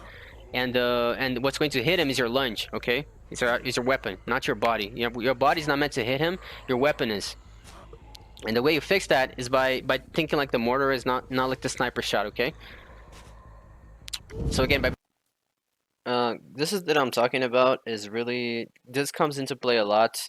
The first blink is mostly about the tail range, okay? But this is mostly comes into play a lot on the second blink, okay? Which is the one you're going for the hits. That's where it's most important that you understand this area of effect blinking. It's for the second one, okay? When you're going to get the hit. The positioning with the first one on the tail, usually you don't have to worry about this as much, but when you're thinking about going for the hit, that's when you want to be thinking area of effect. Okay, blinking. And again, how is the simple question really that you ask yourself: where can I place my blink? Then I'm able to, you know, my area of effect can cover all the options that he can possibly do for this particular scenario. That's the question you need to be asking yourself before placing your blink for going for that hit. Okay. As long as you can answer that, and that question is not hard to answer, okay? So by once you answer that question, you already know, okay, I need to place my blink right here, and that's what you do. And at that point, just react with your second blink and reach him with the lunge. Okay, it's really that simple. Okay, guys, so this is very close to the finish line here. I'm gonna cover a bit on how you play on Larry's. I actually teach you how to play on every map, like Hawking's, Corn. You know, I show all of that in the course, but here I'm only going to show you Larry's, which I guess would be the worst one, right? Probably the one that you guys really care to see the most. But yeah, in the course I cover everything. I've seen some videos on YouTube, like, of other nurses kind of quote-unquote teaching you how to play on Larry's, and it's just kind of laughable. Like, it's just so generic advice, something that's not really helpful, so...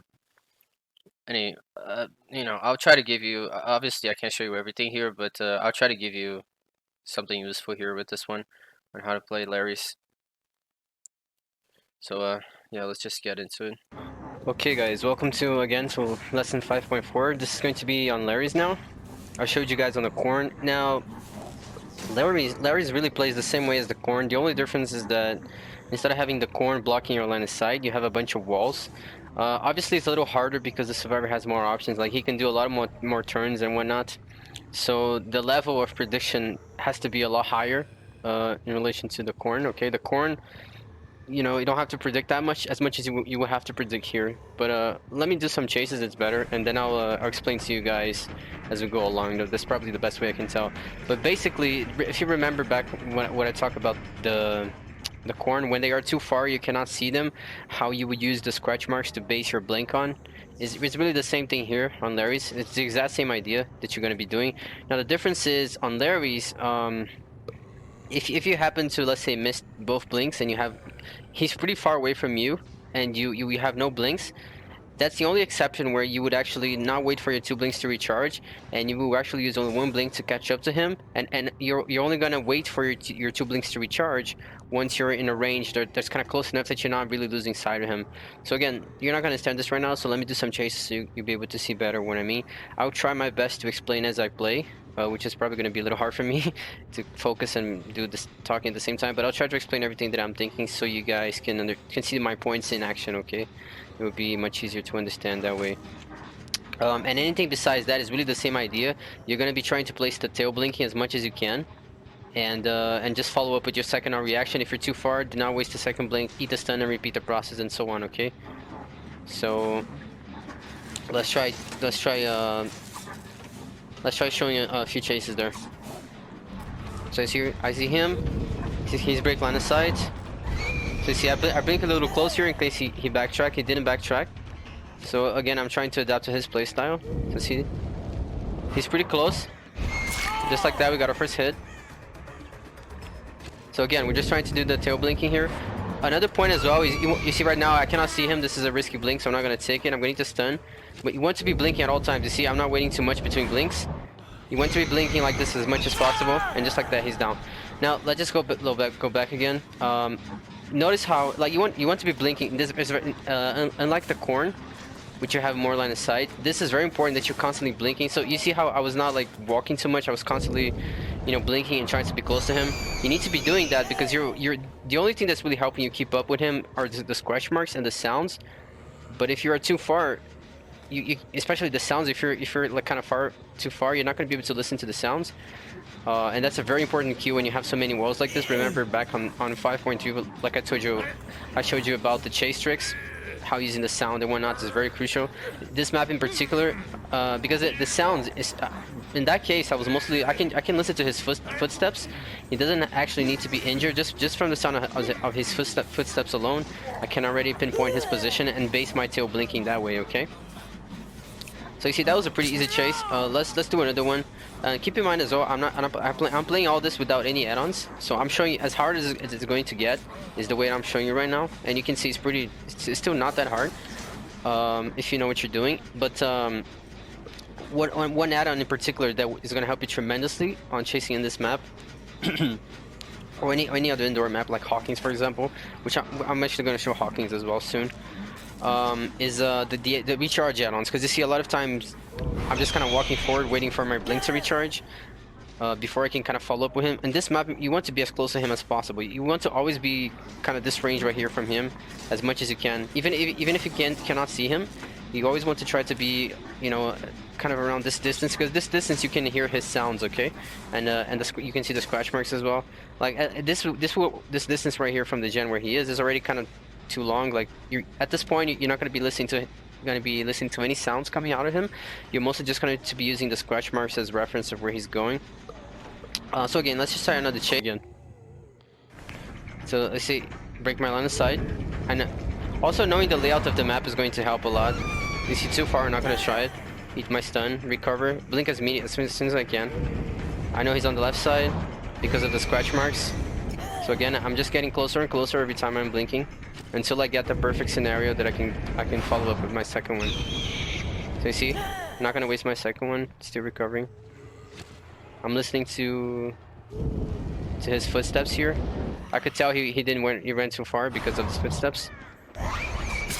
Just like that, perfect blinking. You see, I'm already close enough that I can just follow up with the second right there. So this might happen as well. After you get the first hit, you might just be so close after the recovery that you will still be able to get the hit right then and there, okay? So if that happens, just go for it. So see, there he goes. I'm going to wait for him to break line of sight, so he broke it. I'm going to place my tail blinking right here. You see, I could try that blink, but I'm not going to try to because it's outside the tail. Not worth it. See, I can see he turned left. And just like that, my first hit. Now that was a prediction. I was predicting that he was going to keep running forward. He could have backtracked during all of that. See, right now, I'm gonna predict that he's gonna backtrack. He didn't, so that's fine. Again, I'm still evaluating his playstyle, but I'm so close that I can easily get my second hit right here and right there. I actually fucked up there. You see, I didn't wait for my 2 blinks to recharge, but you ideally would have waited to have 2 blinks before you did that blinking right there. But you see, as long as you're close, if it really plays the same way as the corn, you just do easy 2 blinks, like place the tail and just follow up with the second. There's nothing he can do. It's not backtracking too often, okay? So it's based on evaluation, not based on randomness, okay? So you see, I'm trying to get as much glimpse of him as I can as we go along, okay? I hope you can see that. Just like the corn. See right there, I get a glimpse. I can place my blink based on that. Right there, I fucked up. I didn't wait for my 2 blinks to recharge. So you see, right now I'm close enough that I can wait for my 2 blinks to recharge because I'm not losing sight of him. And once I have them recharged, then I can place my blink. And you see right there, that was a Q. I'm not gonna hit him, but right there, that was a Q right there. So I could have downed him already. So you see, I can see him, so I do not have to blink right now because I have clear sight of him. I'm gonna wait for my 2 blinks to recharge. And you see right again, that was another kill. Right there. So you see, as long as you're pretty safe, you know for sure where he is. You can take your time to wait for the 2 blinks to recharge. So let me miss on purpose here. So let's say you missed it for whatever reason, and now he's pretty far from you. You see, like he's pretty far. I can wait. I cannot wait for it to recharge. You see, I just wasted without waiting for recharge. And now that he's close enough, then no problem. I can just follow him normally, and wait for the 2 to recharge. Okay, because I'm close enough to not lose him out of my sight. You see right there, that was a kill again. So let's just wait for him to heal. But you see what I mean? Like if you're too far that if you wait for 2 blinks to recharge, you're gonna completely lose him. Then do not wait for them to recharge. Just blink with your first one. You only blink available so you can kind of catch up. And once you catch up, that you know for sure where his general location is, or you're just actively following him without losing his location. That's when you wait around for your 2 blinks to recharge, so that you can do better on the hits, you know, because you have your second blink ready for a reaction after the tail.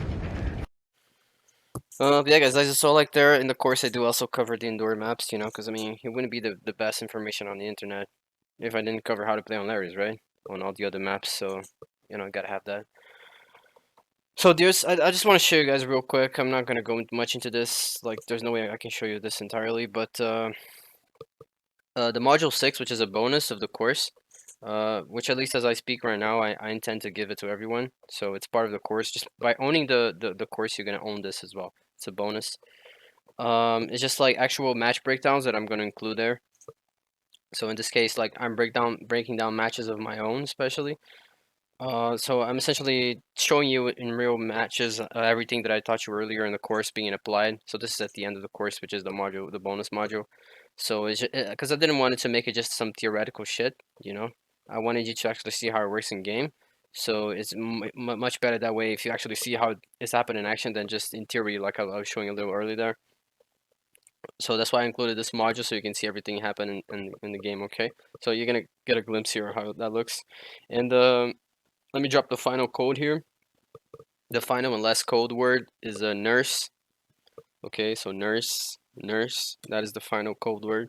That's a total of 5 code words, and you can see the phrase that makes in your own head. You don't have to say it out loud. But yeah, that's the code. And after I show you guys this, I'm gonna talk about the course and how you can use that bonus code to get your bonus, okay? So let's just go here and I'll show you how the breakdowns actually are gonna work inside the course. But in this case, I don't know if you saw there was a crow that flew here. So that tells me some survivors behind this rock. So what I'm going to use that to my advantage. Like she doesn't know that I know she's there, obviously. Even though she can probably see me, but she doesn't know that I know she's there. So what I'm going to do is fake going to the right, as that will force her to loop to the left. And as she loops to the left, and I'm going to then blink her, okay? So essentially I'm going to force her into my blink, as you're going to see here. Just like that. Now, another reason why I wanted to do this is because this bonus module is because some things are just better shown in a real match than on in a private game, like I was showing there on a bit of the other ones. So that's why some things are just better shown this way. This is a perfect example right here. So some things are just better, more specific, more tied to this like the context of the game. So that's why I thought it would be much better to show that in actual match breaks down than making a theoretical lesson about it. Okay. This is another chase trick, I would say. I didn't cover this in particular on the lesson because, again, it's kind of very specific. So it's much better that I showed you in a real match rather than a specific lesson to it. But you see, I already saw a glimpse of her. I know she's there, but the reason I'm positioning here behind the tree on purpose so that she cannot see me. Okay, she cannot see that I'm charging the blink towards her. So it becomes a surprise to her once I land there and get the hit. Because if you imagine, if I'm charging here from the open, she's gonna see me and she's gonna run away. So I'm not gonna be able to get a guarantee hit that way. But by blinking from the surprise factor, I can.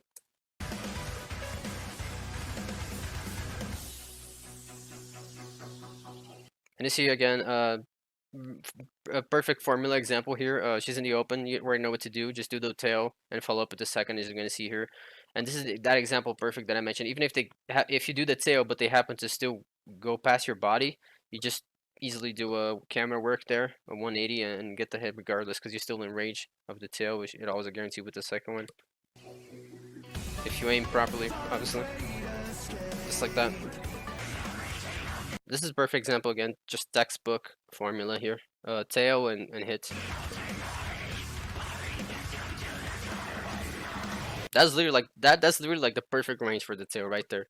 They cannot get any better than that.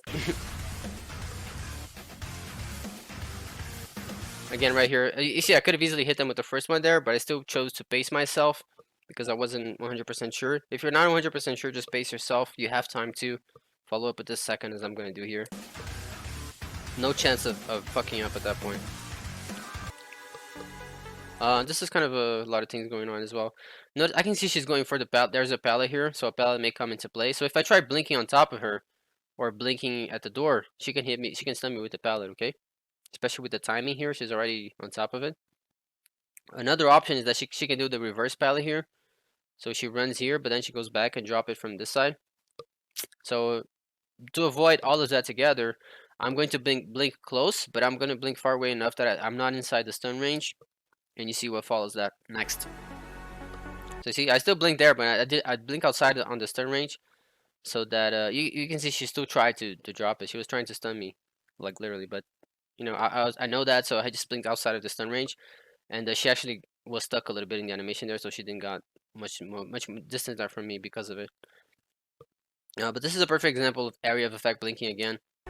So notice how you know, even though it seems like she's going that way, if I'm thinking bullet blinking and I see her running this way, I would try placing my blink right here to compensate again, thinking like a sniper. That's not what you want to do.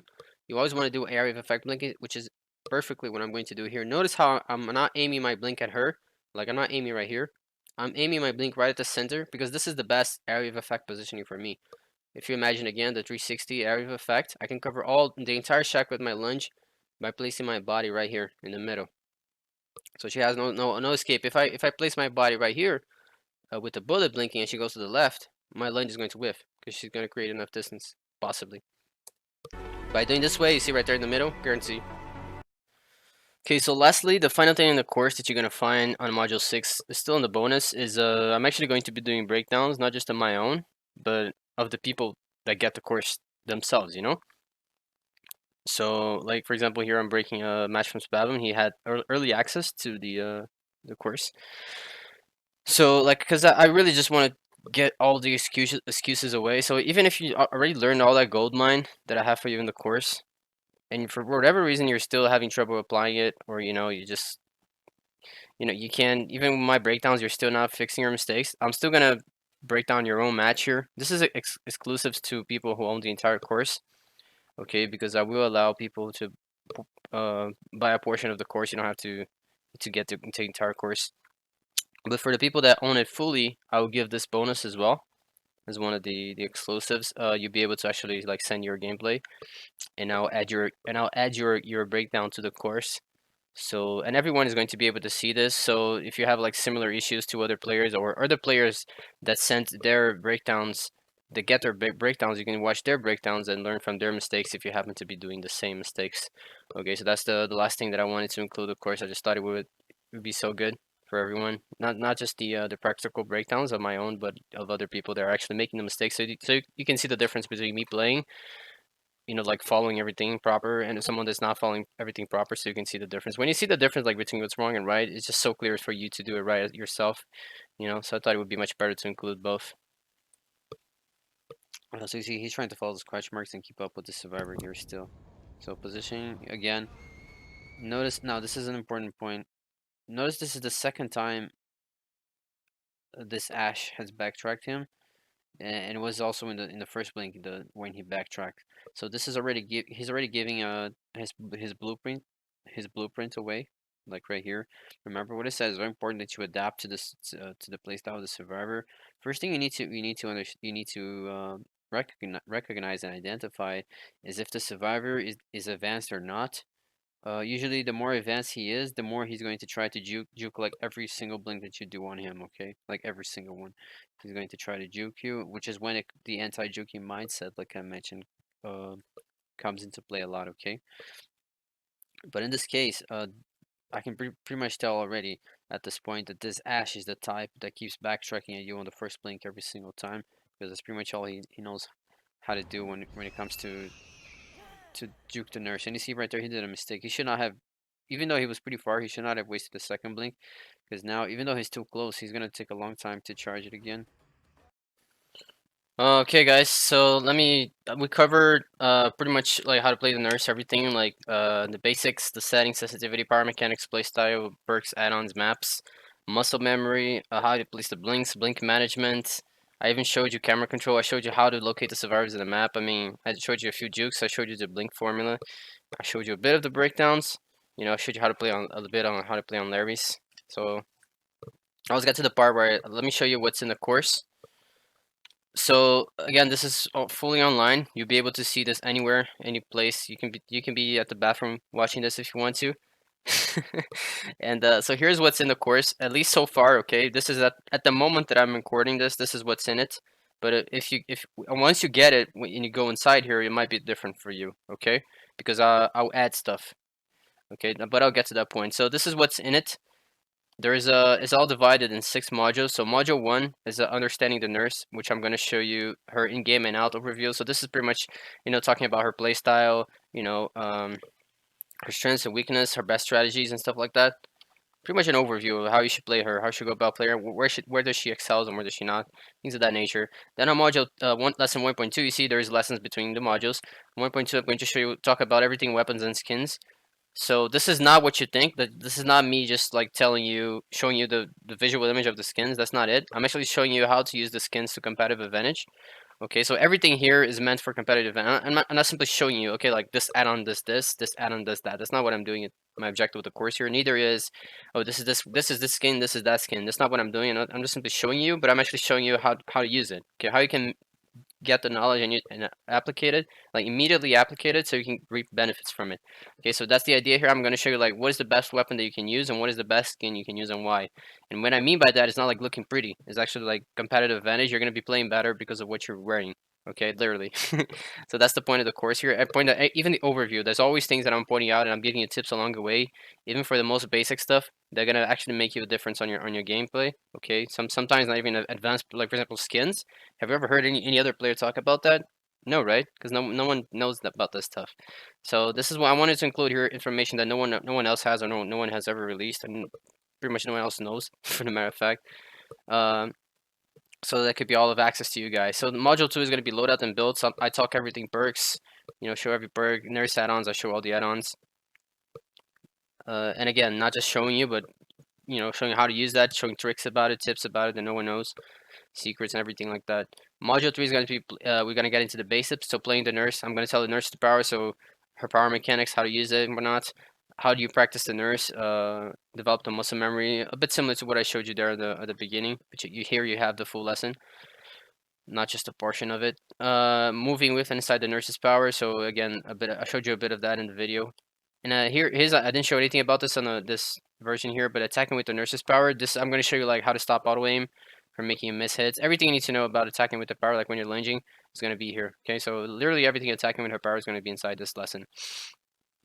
And then we're going to move on to intermediate on module 4, which is then I showed you a portion of this as well right now, which was the full blink hit formula, which is how you guarantee the hits with the formula.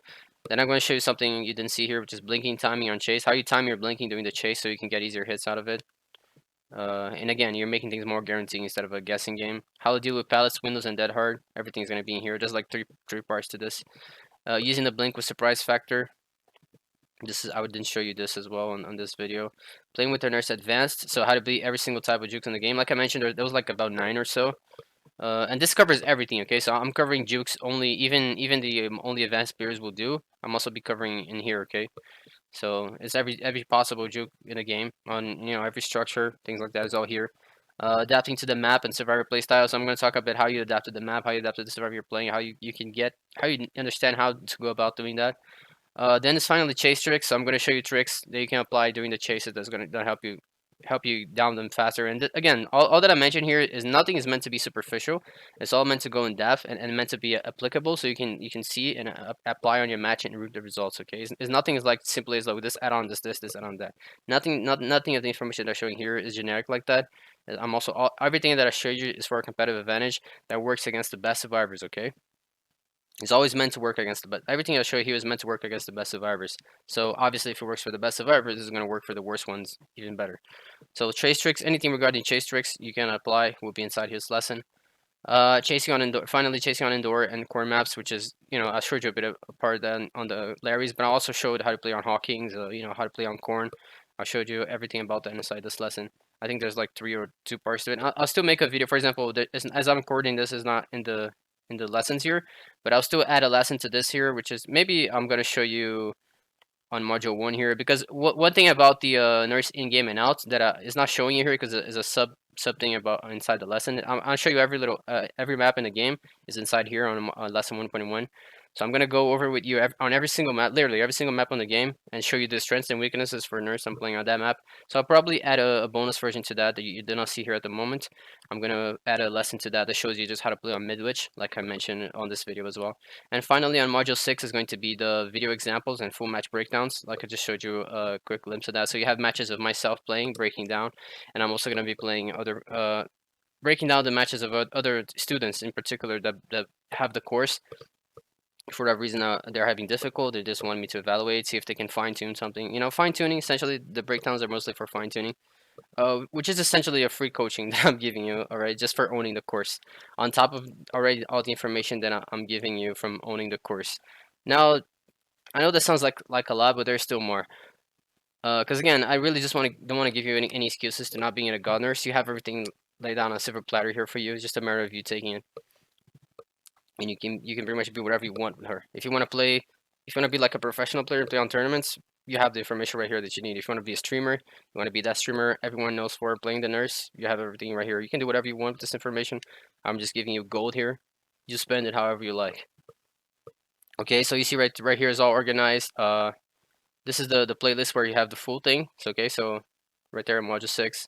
This is all I have at the moment, but again, like I mentioned, I'll still be constantly adding this because once you buy it, once you get the course, you're getting the access to it. Okay, so I'll still be updating this constantly. So if I feel like, oh, there's missing a lesson here, I should probably add this, or something in the game gets updated, I can come here and adapt it to the course. Okay, and if you already own the course, you do not have to acquire it again. If you own it, you're already going to get the update for free essentially. Okay, it's a bonus for owning it. You already have the lifetime access to it once you own it. Now, besides that, there will also be a Discord group, a private Discord group. Actually, it's not like there's a section of it that's private. I'm gonna leave it only for the people who own the course. And on that section on Discord, if you're one of those people that own the course, you'll be able to talk to everyone else that's also inside that owns the course and is also inside the Discord. So, for example, you can talk to other people that also own the course with the nurse, so you guys can talk with each other. You can make friends, whatever.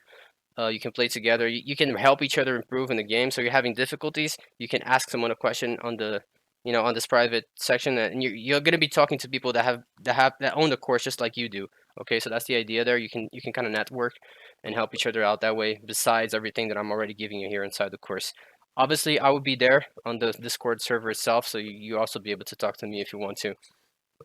And the Discord, I'm actually going to open it for everyone that follows my channel, or whatever. If you want to be in the course there, and again talk to other people that are similar to you, it would be right there. And for the people that own the course, it would be a private section of it. There would be only for people who actually do the course. So if you remember, like I gave 5 code words during the entirety of the video. So if you watch everything, you probably were taking notes of all those codes and you formed a phrase. Once you got all those 5 letters, you form a phrase with it. So that phrase, if you know that phrase, you can get a discount on the course using that phrase. Okay. So that's what I wanted to. That's the bonus you get from that. Is actually a big, very big discount on the course for having collected those.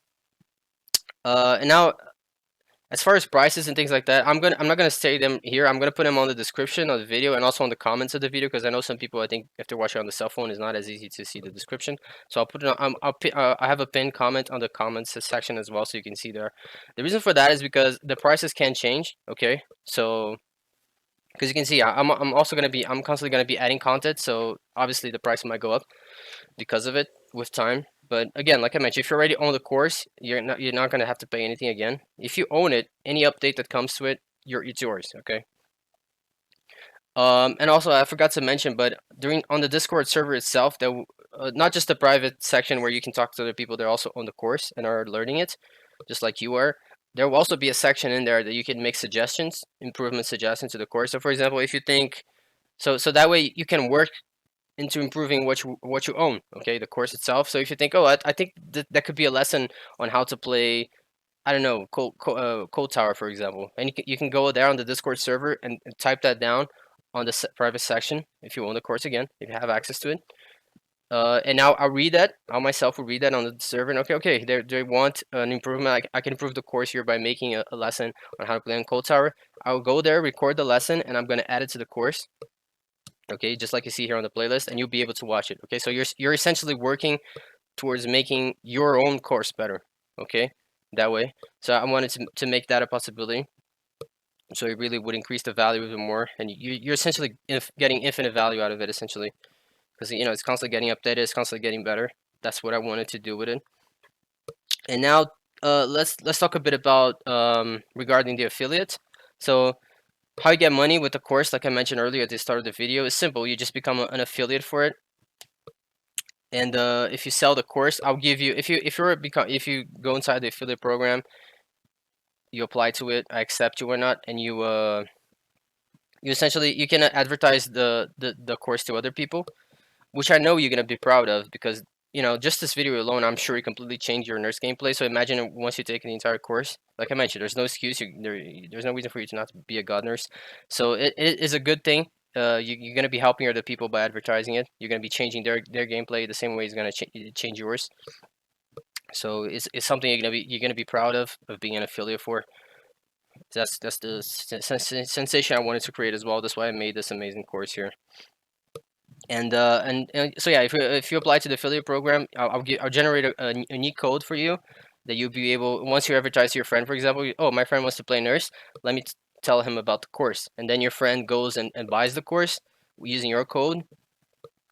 He's going to get a discount on the purchase for using your code, and you are going to get commission of the sale. Okay, a portion of it is going to go back to you, and you can do this to as many people as you want, and you essentially get commission for just talking about the course, okay, to other people.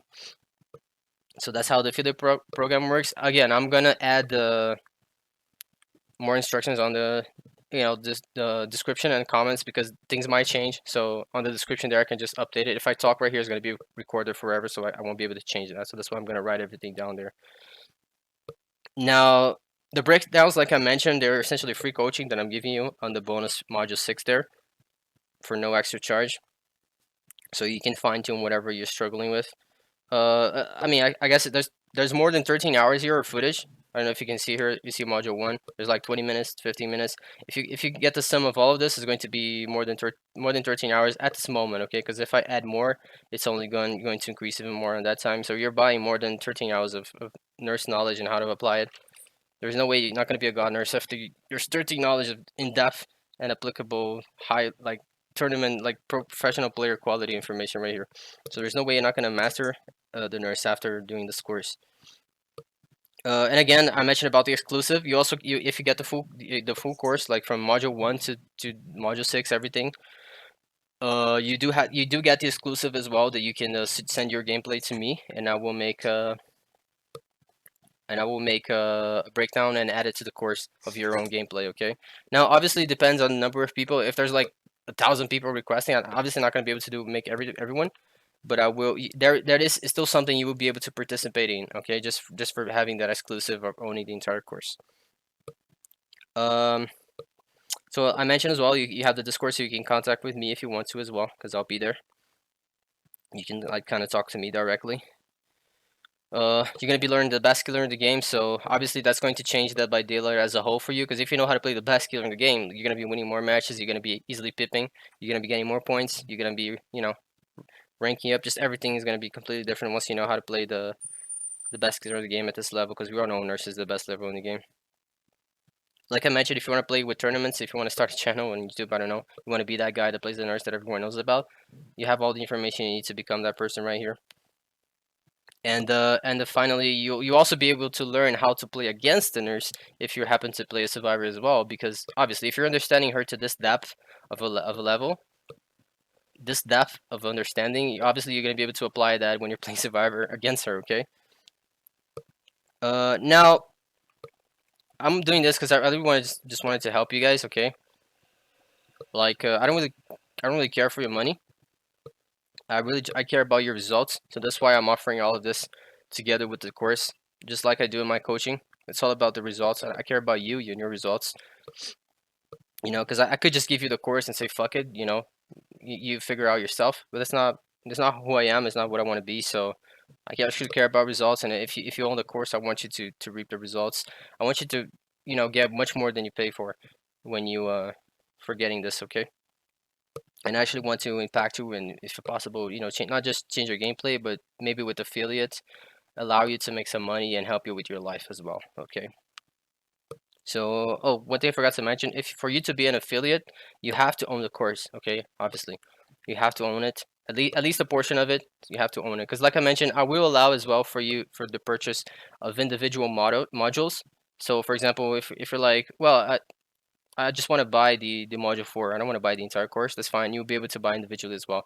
And again, I'll have the price for everything down there. And there will be also special packages. So for example, all these 3 modules for a special price rather than you paying individually for each one. Okay. So all that would be at the bottom and at the comments as well. And finally, I also wanted to mention to get the course for free. Like maybe you're a minor or something, like, bro, but I have no money. How am I gonna get this amazing course? I really wanted to, you know. That's fine. I'm still wanted to help you. Like I mentioned, it's not about the money. I want to help you. So the way you can still get the course is I will still be recording, making other course of this quality for Survivor and for all the other killers for overall competitive strategy. I'm going to make courses for all those topics. My next one is probably going to be Survivor. So if you want to help me record those, courses, as a reward for you helping me record those courses, I will give you the course for free on the Nurse here, okay? So for example, you help me record the Survivor course, I will give you the Nurse course for free, okay? That's how you can, there's a free way you can acquire the course as well.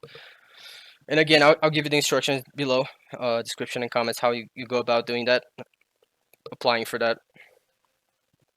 And obviously, the second way would be if you want to be an affiliate.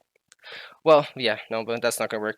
I guess I can try to, but if you want to be an affiliate, like you really have no way of buying it, but you want to have the course, you can try to apply into an affiliate without owning the course. Again, I'll have instructions below on how to do that.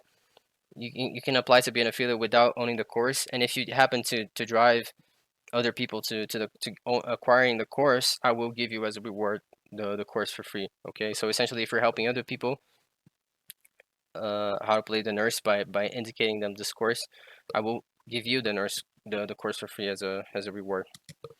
Okay, so those are the all the ways you can go about acquiring the course for free. Okay, also, so the way this is going to work, for you to purchase the course, it has to be through PayPal. Okay, I'm only going to do it over PayPal because PayPal is a trusted company and is also globally, so no matter where you are in the world, you will be able to acquire this.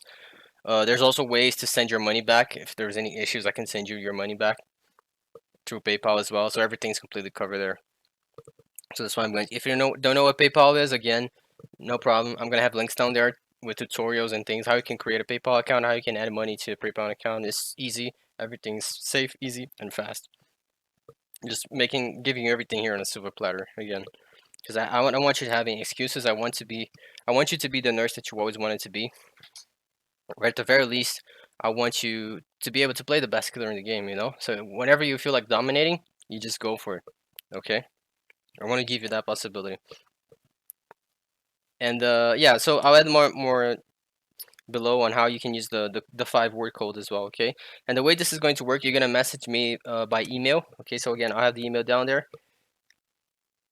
And you can just send me like, send me the, because I'm gonna give you the account of my PayPal as well, so you can transfer the money to there.